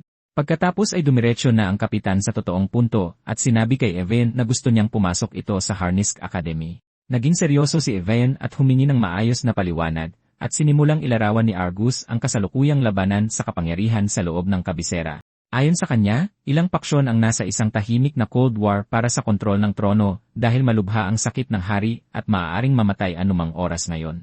Ipinaliwanag pa niya na bukod sa karaniwang alitan sa paghalili, mayroon ding mga individual na walang lehitimong karapatan sa trono, ngunit gusto pa ring agawin ang kapangyarihan. Tila, ang mga taong ito ay lubhang mapanganib at ginagamit pa ang mga corrupter, na tinatawag ng mga tao sa panahong ito na mga mananakop, bilang mga sandata upang isulong ang kanilang mga plano. Naalala ni Evan si Lord Shapien, at nagsimulang mapagtanto na maaaring may mas mga nakakabulong tao pa kaysa sa kanya. Sinabi ng kapitan na gusto niyang ilantad ang mga taong ito at hanapin ang kanilang tagong base, at ang lugar na kasalukuyan niyang pinaghihinalaan ay ang Harnisk Academy. Pagkatapos ay kumatok si Argus sa pinto at ipinakilala si Evan sa kanyang nakababatang kapatid na si Maria Olten. Ipinaliwanag niya na nag-aaral ito sa akademya at siya ang magiging gabay niya doon. Agad na ipinakita ni Maria ang kanyang matalas na dila nang tawagin niya si Evan na isang hamak na inferior species tulad ng ginawa ni Karina kanina. Mabilis na sinubukan siyang pigilan ng kapitan at ipinaalala sa kanya na bastos ang magsalita ng ganoon. Gayunpaman, patuloy niyang iginigiit na hindi siya sang-ayon sa pagbibigay ng ganoong kahalagang gawain sa isang taong itinuturing niyang inferior species. Pinuna ang kanyang bastos na asal na ikinahiya ng kapitan at humingi ito ng paumanhin sa kanyang inasal. Lumapit si Karina kay Evan at tahimik na ibinulong na si Maria ay talagang napakagaling, ngunit labis niyang kinamumuhian ang mga inferior species. Patuloy na naghagis ng mga insulto si Maria kay Jen at sinabing hindi niya ito nakikita bilang isang taong kwalipikadong gumanap bilang isang instruktor. Pagkatapos ay pinalala ni Hakama ang sitwasyon sa pamamagitan ng basta na lang pagsasabi na hindi man lang marunong magbasa ang kanyang tagapag-alaga. Gayunpaman, mabilis na nagpatuloy si Hakama sa pamamagitan ng pagpuri kung gaano talaga kalakas at kagaling si Jen. Dahil sa kanyang mga salita, biglang napagtanto ni Karina na si Maria pala ang nag-utos sa mga estudyante ng akademya na atakihin si Argus kanina. Paulit-ulit na humingi ng paumanhin muli ang kapitan at nangakong didisiplinahin niya ng maayos ang kanyang kapatid. Iniba ni Evan ang usapan at tinanong si Argus kung ano ba talaga ang inaasahang ituturo niya sa akademya. Sumagot si Argus na base sa kanyang mga obserbasyon, mukhang magaling si Jen sa spirit arts, kaya naniniwala siyang si Jen ang perpektong tao para magturo ng mga pangunahing kaalaman. Pagkatapos ay inisa-isa niya ang 4 na pangunahing spirit arts bilang ignition, discharge, freezing, at healing, at ipinaliwanag na ang paggamit ng kahit 2 lang sa mga iyon ay sapat na. Nang marinig na ang mga pangunahing kaalaman dito ay binubuo lamang ng 4 na spirit arts, napagtanto ni Evan na ang leader ng mga bandido kanina ay talagang magaling. Ang kakayahang ginamit niya ay maituturing ng isang espesyal na spirit art sa lugar na ito.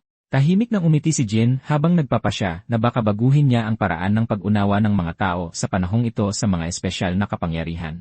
Pagkatapos ay lumipat ang kwento sa 1 linggo makalipas kung kailan oras na para kumuha ng entrance exam si Hakama sa akademya. Pumasok si Argus kasama si Jen dahil gusto niyang akuin nito ang mga tungkulin ng instructor ngayong taon.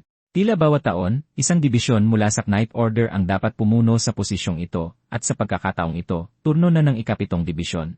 Habang tahimik na naglalakad si Jen sa likuran nila, ang matabang lalaki na nagngangalang Rudman ay patuloy na nakatitig sa kanya sa buong oras. Sa wakas ay nakarating sila sa opisina ng headmaster, at magalang siyang binati ni Argus. Napangiti ang headmaster nang makita niya ang kanyang dating estudyante na mahusay ang ginagawa sa Knight Order. Pagkatapos ay binanggit niya ang nagpapatuloy na hidwaan ng mga paksyon sa loob ng bansa, at biglang sinimulang pintasan si Jin. Iginiit sa kapitan na hindi niya dapat baliwalain ang akademya sa pamamagitan ng pagpapadala ng isang inferior species upang gampanan ang ganoong kahalagang papel. Mariing iginiit ng kapitan na mas may kakayahan si Jin kaysa kaninuman sa kanyang dibisyon. Nang mapansin ng payat na parang daga na si Lord Jieta na mukhang handa nang tanggapin ng headmaster si Jin bilang kanilang instructor, mabilis siyang tumutol sa ideya. Siya na ngayon ang nangunguna sa pag-insulto sa kaawa-awang sinaunang tao at mariing iginigiit na hindi nila maaaring payagan ang isang inferior human na kunin ang ganoong posisyon. Pagkatapos ay bumaling ang headmaster kay Lord Rudman at tinanong ang kanyang opinyon tungkol sa protestang ito. Ang matabang lalaki ay basta nalang sumang-ayon sa alalahanin, ngunit pagkatapos ay naglahad ng isang praktikal na argumento tungkol sa backlash na maaari nilang harapin mula sa mga estudyante at iba pang mga instructor. Sumali rin sa protesta ang headmaster at inamin na pareho rin ang kanyang alalahanin. Napagtanto ni Evin na pinag-uusapan siya ng hindi kasama, kaya humakbang siya pasulong at ipinagtanggol ang kanyang sarili bago sila magalang na binati. Mahinahon niyang ipinakilala ang kanyang sarili ng may wastong asal, na nagpapakitang kaya niyang manatiling kalmado kahit nahayagang kinukutya. Pagkatapos ay nagtanong siya ng direktang tanong sa mga lord, iniisip kung hinuhusgahan ba nila siya dahil mukha siyang inferior species, o dahil naniniwala silang kulang siya sa kapangyarihang kailangan para sa papel. Napangiti ang prinsipal at sumagot na ang tanging ikinababahala nila ay kung mayroon ba talaga siyang kinakailangang kakayahan. Pagkatapos ay tinanong niya kung mapapatunayan niya ito sa kanila. Nang iminungkahi ni Argus na subukan siya mismo ng headmaster, pumayag ito, at isang mabilis na mock battle ang isinagawa sa Harnisk Academy Spirit Arts Training Ground. Ang tuso at payat na parang daga ang humakbang para harapin si Rin, tumatawa habang sinasabi na kahit papaano ay hindi masyadong mapapahiya si Lael dahil kaunti lang ang mga estudyante sa paligid ngayon. Pagkatapos ay ipinaliwanag ng headmaster ang mga patakaran at nilinaw na maaari lamang silang lumaban gamit ang spirit arts dahil iyon mismo ang inaasahan niyang ituturo ng kanilang bagong tutor sa akademya. Nagtipon ng ilang mga estudyante upang panoorin ang laban, kabilang si Miria na nakatayo sa gitna ng mga manonood.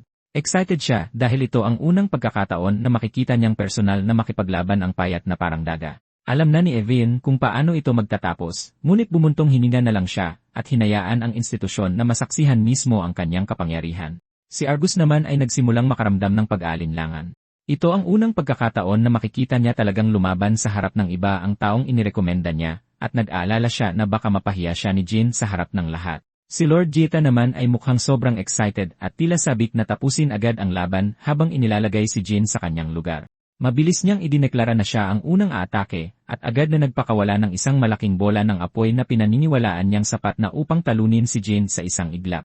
Mahinahong iniwasan ni Jin ang atake ng may kadalian habang ang payat na daga ay nananatiling kumpiyansa na mananalo siya sa laban na ito at patutunayang mali ang kapitan sa kanyang paghusga. Sinundan niya ito ng kanyang pinakamalakas na atake na tinatawag na Lightning Spears habang patuloy na iniiwasan ni Evin ang bawat tira at unti-unting iniinis siya. Habang naniniwala ang payat na daga na ang kaya lang gawin ni Evin ay ang patuloy na tumakbo, si Evin naman ay tahimik na bumuntong hininga at iniisip na ang ganitong uri ng kapangyarihan ay hindi kailanman nilayon na gamitin laban sa mga tao. Gayunpaman, dahil wala ng ibang pagpipilian, sa wakas ay nagpasya si Jin na ipakita ang kanyang kakayahan at sinadyang maglabas ng isang natatanging spirit art. Gumamit siya ng isang gravity manipulation attack at pinilit pabagsak sa lupa ang payat na si Lord Gita. Idiniin siya doon at nilinaw na wala siyang kalaban-laban at walang kwenta ang kanyang kayabangan sa huli. Ang headmaster at si Lord Rodman, ang matabang lalaki, ay parehong nabigla sa kanilang nasaksihan. Maging si Argus at ang kanyang kapatid na si Miria ay nakatayo doon na nakanganga matapos makita ang ganoong kalinis na pagpapakita ng kapangyarihan na hindi pa nila nasaksihan kailanman.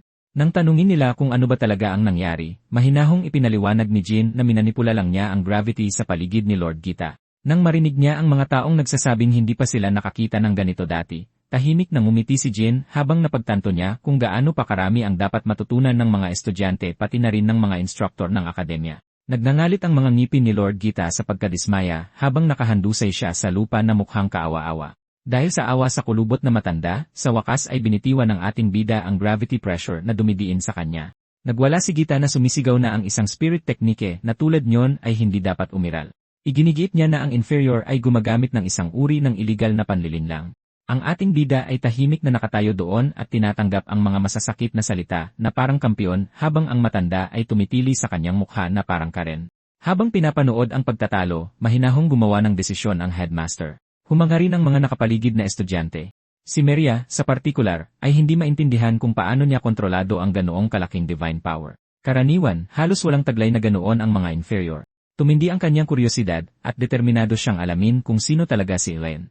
Lumipat ang eksena sa welcome ceremony 1 linggo makalipas. Doon, inihayag ng headmaster na ang Harnisk Academy ay itinatag upang sanayin ang mga mandirigmang may kakayahang puksain ang mga mananakop na banta. Sinumang masyadong mahina para makasabay ay walang lugar sa loob ng mga pader nito. Gayunpaman, ang mga magtatagumpay ay halos garantisado ng isang hinaharap na puno ng katayuan at impluensya. Mula sa itaas, ilang demihuman na nakatayo malapit kay Maria ang nagulat sa dami ng mga bagong dating na nagtipon. Marami sa kanila ay hindi man lang nagmula sa mga marangal na pamilya. Isang leon demihuman na naggangalang Rias ang kaswal na bumati kay Maria. Binanggit niya na hindi inaasahang makita siyang personal na dumalo sa welcome ceremony. Habang nag-uusap, bigla niyang napansin ang isang inferior na nakaupo sa tabi ng faculty at halos mabulunan. Lubos siyang nawala sa sarili nang ibunyag ni Maria na ang inferior ay ang kanilang bagong guro. Tinanong niya si Rias para sa kanyang tapat na unang impresyon batay lamang sa hitsura. Nang prangka niyang ilarawan ang lalaki bilang isang karaniwang tao na walang asawa at walang buhay, inamin niya na yon din ang kanyang unang paghusga. Dahil ramdam ang maraming titig na nakatutok sa kanya, agad na napagtanto ni Jean na hindi siya maaaring mag-imbestiga sa akademya ng masyadong lantaran mula sa unang araw. Bago ang lahat, kailangan niyang baguhin ang kanyang imahe mula sa isang walang kwentang inferior tungo sa isang bagay na mas neutral at hindi nakakabahala. Sa ngayon, pakiramdam niya ay may malaking target na nakapinta sa kanyang likod. Pagkatapos ng seremonya, sa wakas ay oras na para sa kanyang unang klase. Samantala, tinipo ni Lord Gita ang mga senior na estudyante at inihayag na opisyal nang nagbabalik ang mga regular na klase. Direkta niya silang binalaan na huwag magpahuli sa mga bagong talentong may potensyal na sumali ngayong taon. Gayunpaman, galit niyang tinanong kung bakit halos lahat ng estudyante sa klase ay wala. Ngumiti ang matanda sa kanyang sarili, alam na mas gugustuhin pa ng marami sa kanila ang mamatay kaysa umupo sa isang klase na tinuturuan ng isang inferior. Ang madulas na daga ay sinadya pang ipagkalat na si Jean ang magtuturo sa lecture ngayong araw. Nakakagulat, tila hindi man lang nababahala ang ating propesor. Kumpiyansa siyang tumayo sa podium at ipinakilala ang kanyang sarili bilang bagong instruktor ng Spirit Techniques. Walang paligoy-ligoy, walang hiyang nagtanong si Rias kung mayroon ba talaga siyang kakayahan para magturo sa pinaka-elite na klase sa akademya. Sumagot ang ating bida na may kalmadong ngiti, sinasabing malalaman din nila sa lalong madaling panahon. Sinabi pa niya sa Leon Demihuman na malaya siyang umalis kung sa tingin niya ay hindi karapat-dapat ang klase para sa kanya. Matapos iyon, agad siyang naglatag ng isang patakaran. Sinabi niya sa kanyang mga estudyante na hindi nila dapat gamitin ang divine power laban sa mga tao sa anumang sitwasyon. Para linawin ang kanyang dahilan, ipinaliwanag niya na ang divine power ay idinisenyo para pigilan ang regeneration abilities ng mga inhibitor. Gayunpaman, normal lang ang paggaling ng mga tao kapag nasasaktan, na nagpapakita na ang tunay na layunin nito ay palaging puksain ang mga mananakop. Nang marinig iyon, isang maingay na bibig sa likuran ang nagsimulang mang-asar, tinawag siyang mahina dahil diumano'y kulang siya sa divine power. Giit ng pasaway na may karapatan siyang gamitin ang kanyang lakas sa kahit anong paraan na gusto niya. Medyo nainis, hinamon siya ni Professor Jean na subukan kung totoo ngang mahina siya tulad ng sinasabi. Doon mismo sa gitna ng klase, sinabi niya sa estudyante na tamaan siya gamit ang pinakamalakas nitong atake. Mayabang nang umisi ang bata, idineklara na hindi na siya papasok muli sa klase kung magagalusan man lang siya ng propesor. Sinamantala ang pagkakataon, lumikha siya ng isang sibat ng kidlat na puno ng enerhiya. Maging si Lord Gita ay kinabahan, nag-aalala na baka hindi makaligtas ang silid-aralan sa ganoong kapabayaan na atake. Walang pag-aalinlangan, inihagis ng estudyante ang sibat diretsyo kay Jean, na nagdulot ng malaking alikabok sa buong silid. Inakala ng lahat na wasak na ang inferior. Ngunit biglang may isang talim na lumabas mula sa usok at bumaon sa pader sa likuran niya, halos hindi tumama sa kanyang pangit na mukha. Kalmadong sinabi ni Jean na kaya siyang tuluyang saksakin ang espada kung talagang intensyon niyang patayin siya. Dahil doon, ibinigay niya ang kanyang unang aral sa semestre. Huwag husgahan ang isang tao base lamang sa panlabas na anyo. Tahimik na nanonood si Rias, nag-iisip kung ang teknik na yon ay maituturing bang isang spirit art. Mahusay na nagpatuloy si Professor Jean, ipinapaliwanag na tinatawag silang mga inferior dahil itinuturing silang mahina. Pagkatapos, bilang isang taong malinaw na mas mataas ang anta sa kanila, tinanong niya kung ano ang tawag sa kanya. Umabot sa kasukdulan ang kanyang aura habang sinasagot ang sarili niyang tanong. Iyon, idineklara niya ang tawag sa isang guro. Sunod, nagbigay siya ng pangalawang aral. Tinanong niya ang parehong bata kung alam ba niya ang mga pamantayan na kailangan para ma-activate ang spirit arts. Umakto na parang alam na alam, sumagot ang estudyante na ang lahat ay nakasalalay sa malinaw na imahinasyon. Kung malinaw mong maiisip ang isang bagay, gagawin ito ng mga espiritu. Sumang-ayon si Professor Jean na mahalaga ang imahinasyon, ngunit idinagdag na may isang kritikal na elemento na kulang sa kanila lahat. Ipinaliwanag niya na ang mga espiritu ay tumutugon sa iba't ibang wavelength, at iyon ang talagang nagtitrigger sa kanilang mga kilos. Mayroong 8 pangunahing wavelength sa kabuuan. Kabilang sa mga ito, ang ignition, discharge, healing, at freezing ang pinakakilala ng mga tao. Gayunpaman, mayroon ding gravity control, light control, atmosphere control, at spatial manipulation. Halos mabulunan si Lord Gita nang makita siyang gamitin ang lahat ng 8 ng ganoon kadali. Dahil sa revelasyong iyon, formal nang sinimulan ng ating bida ang kanyang unang totoong lecture. Kinagabihan, pinag-isipan niya kung saan sisimulan ang kanyang investigasyon sa mga sikreto ng akademya. Puno ng mga estudyante ang bawat sulok ng campus. Pagkatapos ng ipinakita niya sa klase, siya ang pangunahing paksa ng usapan. Kung gusto niya ng mga sagot, kailangan niyang makapasok sa isang lugar na hindi pinapayagan ang mga estudyante. Sa kanyang paglalakad, nagkasalubong sila ni Miria. Walang pag-aalinlangan, diretsahan siyang tinanong nito kung sino ba talaga siya. Sumagot siya sa pamamagitan ng pagtatanong kung paano siya magiging iba pa sa tinatawag nilang inferior. Sumang-ayon siya na may punto iyon, kung hindi lang sa kanyang kakayahang kontrolin ang lahat ng 8 spirit arts nang walang kahirap-hirap. Kahit karamihan sa mga demihuman ay hindi iyon kaya. Nagkibit-balikat ang ating bida at sinabing hindi naman iyon komplikado. Inihahalin tulad ito sa paglipat-lipat ng tab sa pagitan ng iba't ibang wavelength. Siyempre, alam niyang mas komplikado ito sa praktika kaysa sa pakinggan. Hiniling niya na ipagpatuloy nila ang usapan sa isang pribadong lugar. Nang sila na lang, inulit niya ang kanyang tanong kung sino siya. Sa pagkakataong ito, sinabi niyang isa lamang siyang tao na inilagay sa cold sleep sa ilalim ng Kadama Village sa loob ng ilang milyong taon. Para sakyan siya, tinanong niya kung ano raw ang ginawa niya bago mag-hibernate.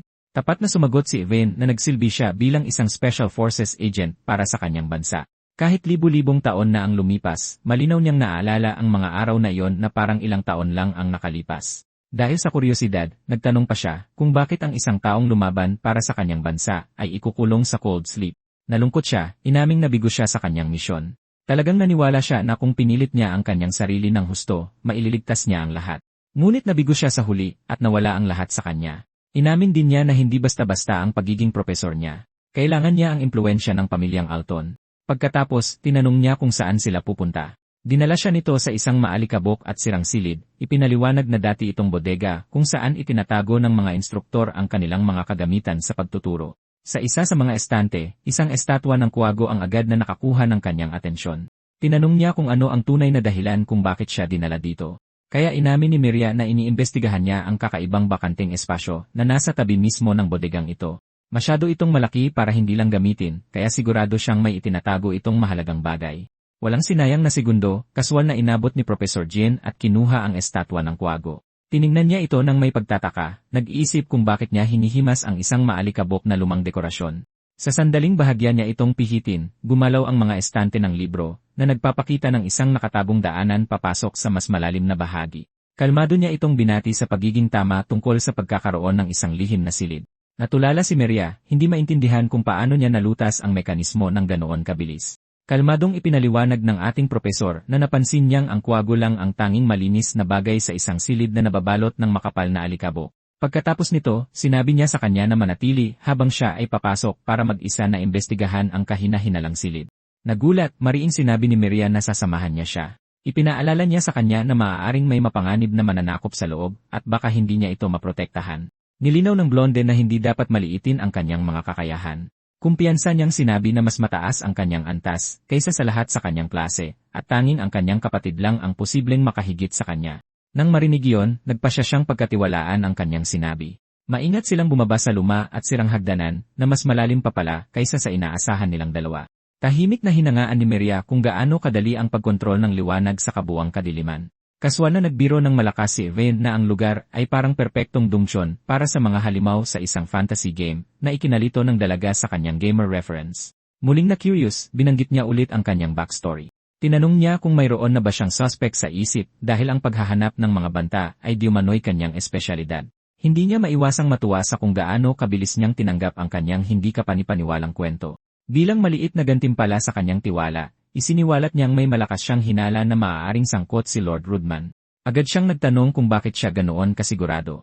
Ipinaliwanag ni Professor Jean na bagamat tila karismatiko ang lalaki tuwing nagle-lecture, mayroong isang bagay na lubhang nakakabahala sa kanya kapag nag-isa siya. Sa mga tahimik na sandaling iyon, ang madulas na gagong iyon ay nagbibigay ng pakiramdam na may binabalak siyang kahina-hinala. Ipinaliwanag niya na ang ganitong uri ng pag-ugali ay karaniwan sa mga taong ganap na naiba sa katauhan na ipinapakita nila sa mundo. Bukod pa riyan, napansin niyang halata na masyadong mapagmasid ang lalaki para sa isang guro. Inaamin ni Maria na una niyang pinaghinalaan si Lord Gita. Ngunit ibinasura ni Jane ang kanyang teorya, sinabing ang isang taong walang kontrol sa kanyang emosyon ay hindi kailanman makakapagplano ng anumang tunay na masama. Sa kanyang pagkagulat, sinabi pa niya na ang kulubot na matandang siraulo ay malamang na mabuti ang kalooban. Sa wakas, narating ng dalawa ang dulo ng hagdanan na bumubuka sa isang malaking bulwagan na puno ng alikabok. Nanlaki ang mga mata ni Maria sa gulat sa napakalaking labirinto na nakatago sa ilalim mismo ng bakuran ng akademya. Biglang huminto si Jin sa paglalakad dahil siya rin ay natigilan. Kahit sa pinakamaligaw niyang imahinasyon ay hindi niya inaasahang matatagpuan ang laboratorio ni Kagura na nakatago sa isang lugar na tulad nito. Nang tingnan ni Jin ang mga pinto na protektado ng mga nanomachine, na tinatawag lang ng mga espiritu ng mga tao sa panahong ito, nakasiguro siyang ito nga talaga ang laboratorio ni Kagura. Kinabahan si Maria dahil kahit matagal na siyang naghahanap, hindi niya kailanman natuklasan ang malaking pinto na ito na nakatago sa ilalim ng akademya sa buong panahon. Ipinaliwanag ni Jin sa kanya na ang mga ordinaryong tao ay mangangailangan ng isang espesyal na access key para buksan ang ganoong pinto. Naalala niya kung paano naman ni Hakama ang susi sa Kodama Village, at naniniwala siyang may isang tao sa lugar na ito na nakamana rin ng katulad na susi sa parehong paraan. Gayunpaman, alam na ni Jin na siya mismo ay may automatikong full access, kaya kalmado niyang itinaas ang kanyang kamay. Agad siyang nakilala ng lock system bilang individual na may pinakamataas na antas ng otoridad at mabilis na binuksan ang pinto para sa kanya. Habang dahan-dahang bumubukas ang malalaking tarangkahan, iniisip ni Evelyn kung ang taong sumusubok na pabagsakin ang mga pinuno ng bansang ito ay maaaring isa ring may access sa lugar na ito. Samantala, si Maria ay nakatayo pa rin doon na tulala, hindi maproseso na may ganitong bagay na umiral sa ilalim mismo ng kanilang akademya sa simulat sa pool. Tinanong niya si Eve kung totoo bang hindi niya kailangan ng susi, at kaswal na sinabi ni Eve na espesyal ang mga sinaunang tao sa bagay na yon. Nagsimula ng maniwala si Maria na maaaring totoo ang mga salita ni Evelyn at tahimik siyang sumunod sa kanya palalim sa ilalim ng lupa patungo sa nakatagong lab. Sa loob, natuklasan nila ang ilang mga corruptor na nakakulong sa malalaking metal na hawla, at kakaiba, lahat sila ay nananatiling kalmado nang hindi nagpapakita ng anumang senyales ng pagwawala. Naalala ni Evelyn ang mga corruptor na ikinulong ng mga bandido kanina at naaalala kung paano rin sila nanatiling tahimik hanggang sa sandaling sila ay tuluyang pakawalan. Gayunpaman, ang pinakagumugulo sa kanya ay ang tanong kung paano nadala ng sinuman ang mga napakalaking corruptor na ito sa isang lugar na tulad nito nang hindi napapansin. Inaamin ni Maria na maaaring tama nga ang hinala ng kanyang kapatid tungkol sa akademya na ito. Iminungkahi niya na tahimik silang magtago doon at maghintay upang maambush nila kung sino man ang may pananagutan dito dahil tiyak na babalik ang mga salarin sa lugar na ito sa malaot madali. Gayunpaman, sinabi ni Evelyn sa kanya na sa halip na tumayo at maghintay, dapat nilang mabilis na isara ang akademya at harapin muna ang mga corruptor na ito. Ikinatwira ni Maria na hindi nila maaaring hayaang makatakas ang utak sa likod ng planong ito, ngunit ipinaliwanag ni Evelyn na dapat unahin ang pagprotekta sa mga mag-aaral dahil kung magsimulang magwala ang mga corruptor na ito, malalagay sa panganib ang bawat buhay sa akademya. Nang banggitin niyang malamang na ganoon din ang magiging desisyon ng kanyang kapatid, sa wakas ay sumang-ayon na ang dalaga sa kanyang paraan. Idinagdag ni Jin na may masama siyang kutob tungkol sa lahat ng ito, at sa tuwing nararamdaman niya yon, karaniwang tama ang kanyang mga instinct. Sabi niya, imbestigahan pa niya ng kaunti ang laboratorio, at hiniling sa kanya na bumalik sa itaas at isama ang kanyang kapatid para mailagay sa curfew ang akademya at maprotektahan ang mga estudyante. Matapos siyang pabalikin sa ibabaw, pumasok si Evelyn sa mas malalim na bahagi ng pasilidad sa ilalim ng lupa, umaasang makatuklas ng ilang kapaki-pakinabang na pahiwatig. Samantala, sa ibabaw, pinagtatawanan ang payat na daga dahil sa pagkatalo sa bagong tagapagturo. Kahit na, tinatawag pa rin niyang inferior species si Evelyn at sinisisi ito sa pagsira ng kanyang reputasyon. Pagkatapos ay lumapit ang headmaster kay Lord Gita at sinabihan ang payat na daga na itigil ang paggawa ng mga kakatwang kilos dahil nagsisimula ng hindi maging komportable ang mga estudyante. Siya ay pampublikong napahiya ng headmaster bago tanungin tungkol kay Lord Rudman na nawawala mula pa noong umagang iyon. Napapagod ang headmaster, ngunit lalo lang siyang nag-aalala sa pagkawala ng matabang lalaki. Sa sandaling iyon, napansin niya ang isang madilim na ulap na nabubuo sa itaas ng akademya at nagtataka kung ano ang nangyari. Samantala, nagmamadali si Maria patungo sa ibabaw. Ngunit paglabas niya ng pinto, nakaharap niya si Lord Rudman, ang matabang lalaki na nawawala mula pa noong umaga, na ngayon ay may purong masamang ekspresyon na malinaw na nagpapakitang may masama siyang binabalak. Sa lab, sinusuri ni Jin ang ilang kakaibang mapulang portal na tila pumipintig na parang buhay. Nagtataka siya kung buhay ba talaga ang bagay na ito, at kung si Kagura ang lumikha nito. Natagpuan ni Irvine ang message cube na iniwan ni Kagura kasama ang nanomachine injector. Umaasa ang sinaunang tao na maglalaman ang cube ng mga pahiwatig upang matulungan siyang maunawaan at malutas ang kasalukuyang sitwasyon. Mabilis niyang inactivate ang cube at lumitaw ang isang hologram ni Kagura, kaswal na may hawak na kape. Inaasahan na ni Kagura na si Jin ang unang makakarating sa pasilidad na ito dahil ito ang laboratorio na pinakamalapit sa kung saan siya magigising. Ipinaliwanag ng DLC na sa lab na ito, gumagawa siya ng isang device na hindi pa nagagawa ng mga tao kahit daan-daang milyong taon na ang nakalilipas at ang isang maliit na bahagi ng kapangyarihan ng device ay isinilid sa loob ng injector para magamit ni Jin. Pinuri niya ang kanyang sarili para sa tagumpay na ito bago sa wakas ay ibinunyag na ang kahanga-hangang device na kanyang tinutukoy ay isang teleportation device. Kahit sa pinakamaligaw niyang imahinasyon ay hindi niya naisip na kayang gumawa ni Kagura ng isang bagay sa ganitong kalakihan, ngunit ngayon ay nagsisimula ng magkatugma ang lahat. Binanggit ni Argus na bigla na lang sumulpot ang mga mananakop sa buong lungsod. Nag-umpisang tumunog ang mga alarma sa kanyang isipan dahil kung sino man ang nagmamay-ari ng device na ito ay malamang na nasa likod ng lahat, lalo na't may isang buong zoo ng mga halimaw na nakakulong dito sa ibaba. Pagkatapos ay may napansin siyang kakaiba sa recorded message ng baliw na siyentipiko. Ang original na teleportation device ay purong asul ang kulay. Kung totoo iyon, ano itong pulang device na nakatayo sa harap niya ngayon? Kasabay ng pagtunog ng alas 12 sa kalapit na orasan, marahas na gumana ang device, pinatatag ni Irvine ang sarili, naghahanda para sa anumang bangungot na malapit nang lumabas mula rito. Sa halip, lahat ng mananakop sa loob ng mga hawla ay biglang naglaho. Sa ibabaw, nasaksihan nina Argus at ng mga banal na kabalyero ang kanilang pinakamasamang bangungot na nagaganap sa totoong oras. Daan-daang mananakop ang bumagsak mula sa kalangitan patungo sa kabisera ng hari, na para bang kalalapag lang sa isang battle royale match. Sa ilalim ng lupa, humarap ang matabang lalaki kay Merhia na may pinakanakakatakot na ngiti. May panunuya siyang nagtanong kung bakit tila tensyonado at naiinip ito. Malamig na sinabi ni Merhia sa baboy na may kagagawa ng lahat ng ito na tumabi maliban kung naghahanap ito ng gulo. Sa tunay na pagkagulat, inamin ni Lord Rudman na matagal na niyang pinaghihinalaan na iniimbestigahan siya nito. Sa kasamaang palad para sa kanya, huli na niya itong nalaman. Nang hingi ni Merhia na malaman kung ano ang ibig sabihin yon, kalmado niyang ipinahayag na dumating na ang araw ng paghuhukom. Bumuntong hininga ang kalbong patatas, ibinunyag na orihinal niyang plano na ipagpaliban ang kaganapang ito, ngunit napilitan siyang kumilos dahil sa dalawang daga na nag-espiya sa kanyang laboratorio. Mas partikular, napagtanto niya na ang tunay na banta sa kanyang dakilang plano ay si Jin. Binalaan siya ng bawat instinct sa kanyang kalooban na ang bagong instructor ay magiging pinakamalaking sakit ng ulo na maiisip, tulad ng kapatid ni Merhia. Kahit hindi na kailangan ng kumpirmasyon, alam na niyang si Jin ang nakatuklas ng nakatabong daanan. Dahil napagdesisyonan niyang nagsayang na siya ng sapat na oras sa pagsasalita, napagpasyahan niyang pinakamainam na alisin ang lahat ng testigo dito mismo. Halos matawa si Merhia sa ideya na naniniwala siyang matatalo siya nito. Isang nakakabahalang malademonyong ngiti ang kumalat sa mukha ni Rudman habang ipinagmamalaki niya ang hindi maisip na kapangyarihang kanyang natipon. Ang hindi niya napagtanto ay may isang babae na tahimik na gumagapang sa likuran niya na may dalang kaldero na mas malaki pa sa kanyang ulo. Kinakabahang pinagpapawisan si Merhia, nahahati sa pagitan ng takot para sa babae at pag-aalinlangan kung magtatagumpay ba talaga ang katawa-tawang planong ito. Walang pag-aalinlangan, ibinuhos ni Hakama ang lahat ng lakas ng kanyang maliliit na braso at hinampas ang ulong puno ng taba ng matabang bastardo. Gulat na tinitigan siya ni Merhia at gustong malaman kung paano niya nahanap ang lugar na ito. Nagmamadaling ipinaliwanag ni Hakama na hinahanap niya si Jin. Mayroong ganap na kaguluhan sa labas at imposibleng mailigtas ang lahat kung wala ang kanilang tagapag-alaga. Sa daan, nakasalubong niya ang isa pang bagong estudyante, si Kudo. Nabanggit ng babae na pumasok ang kanilang propesor sa storage room hindi pa nagtatagal.